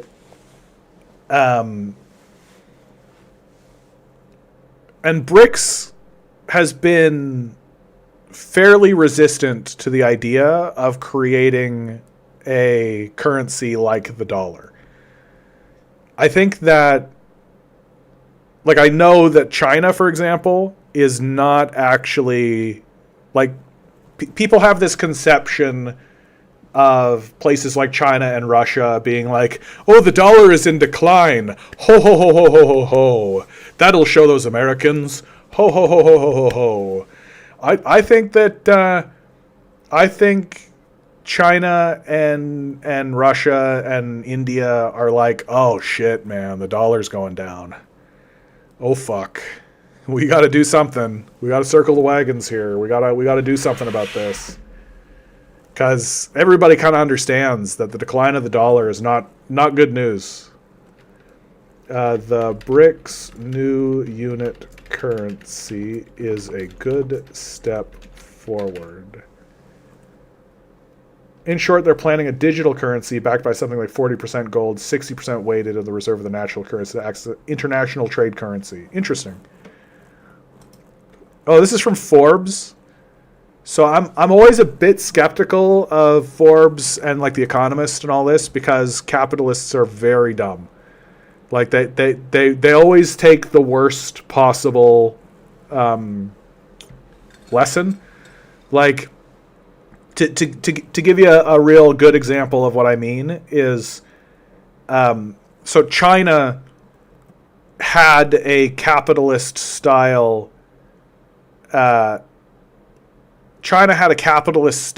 system producing solar panels. And the Chinese Communist Party was like, solar panels, please. That's the future of China. Solar panels, please.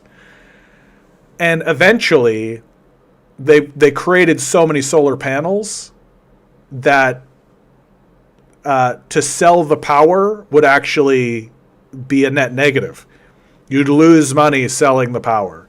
And so the capitalists were like, well, we can't make money doing this anymore. Right? And so the Chinese government said, yeah, but we're still going to. And if you won't, then we'll just take over your shit and do it. And that's exactly what happened. When this happened, Forbes, I believe it was Forbes, printed an article where they documented it happening. And it was with this kind of tone of like, don't the Chinese understand that you can't make any money with this?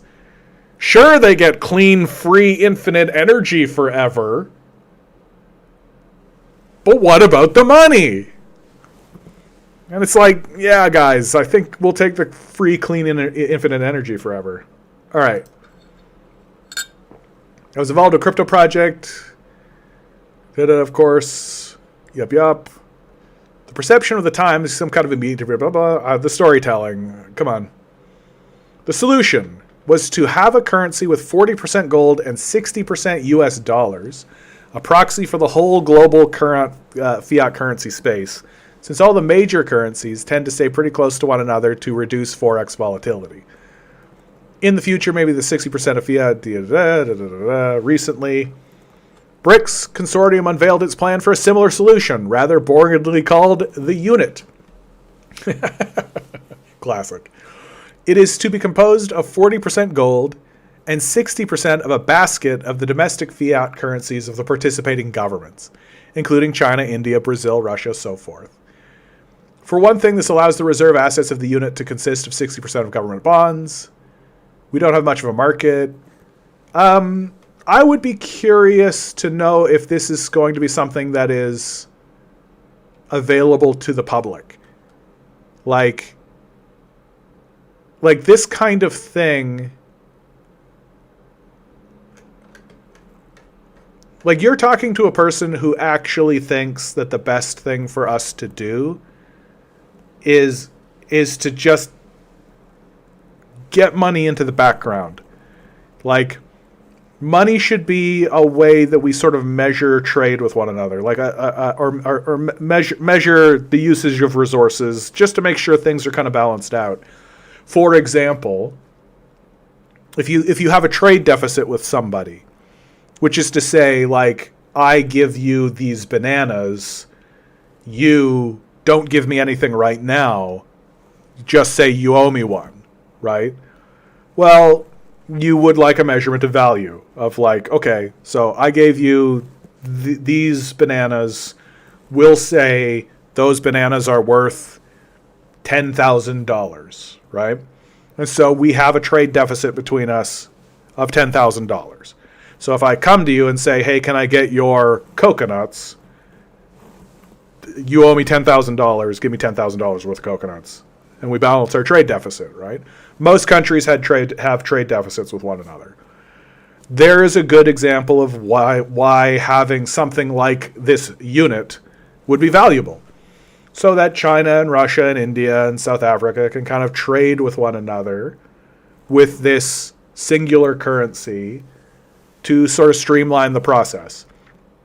So that China can get Russia's oil and Russia can get access to South Africa's fish and India can get access to China's rice, right? And they can all kind of shuffle goods around while having this in the background, this single monetary system to be like, yeah, you have a trade deficit with this guy, and this guy has a trade deficit with you, and like on and on it goes. And kind of just like keeping track as a ledger.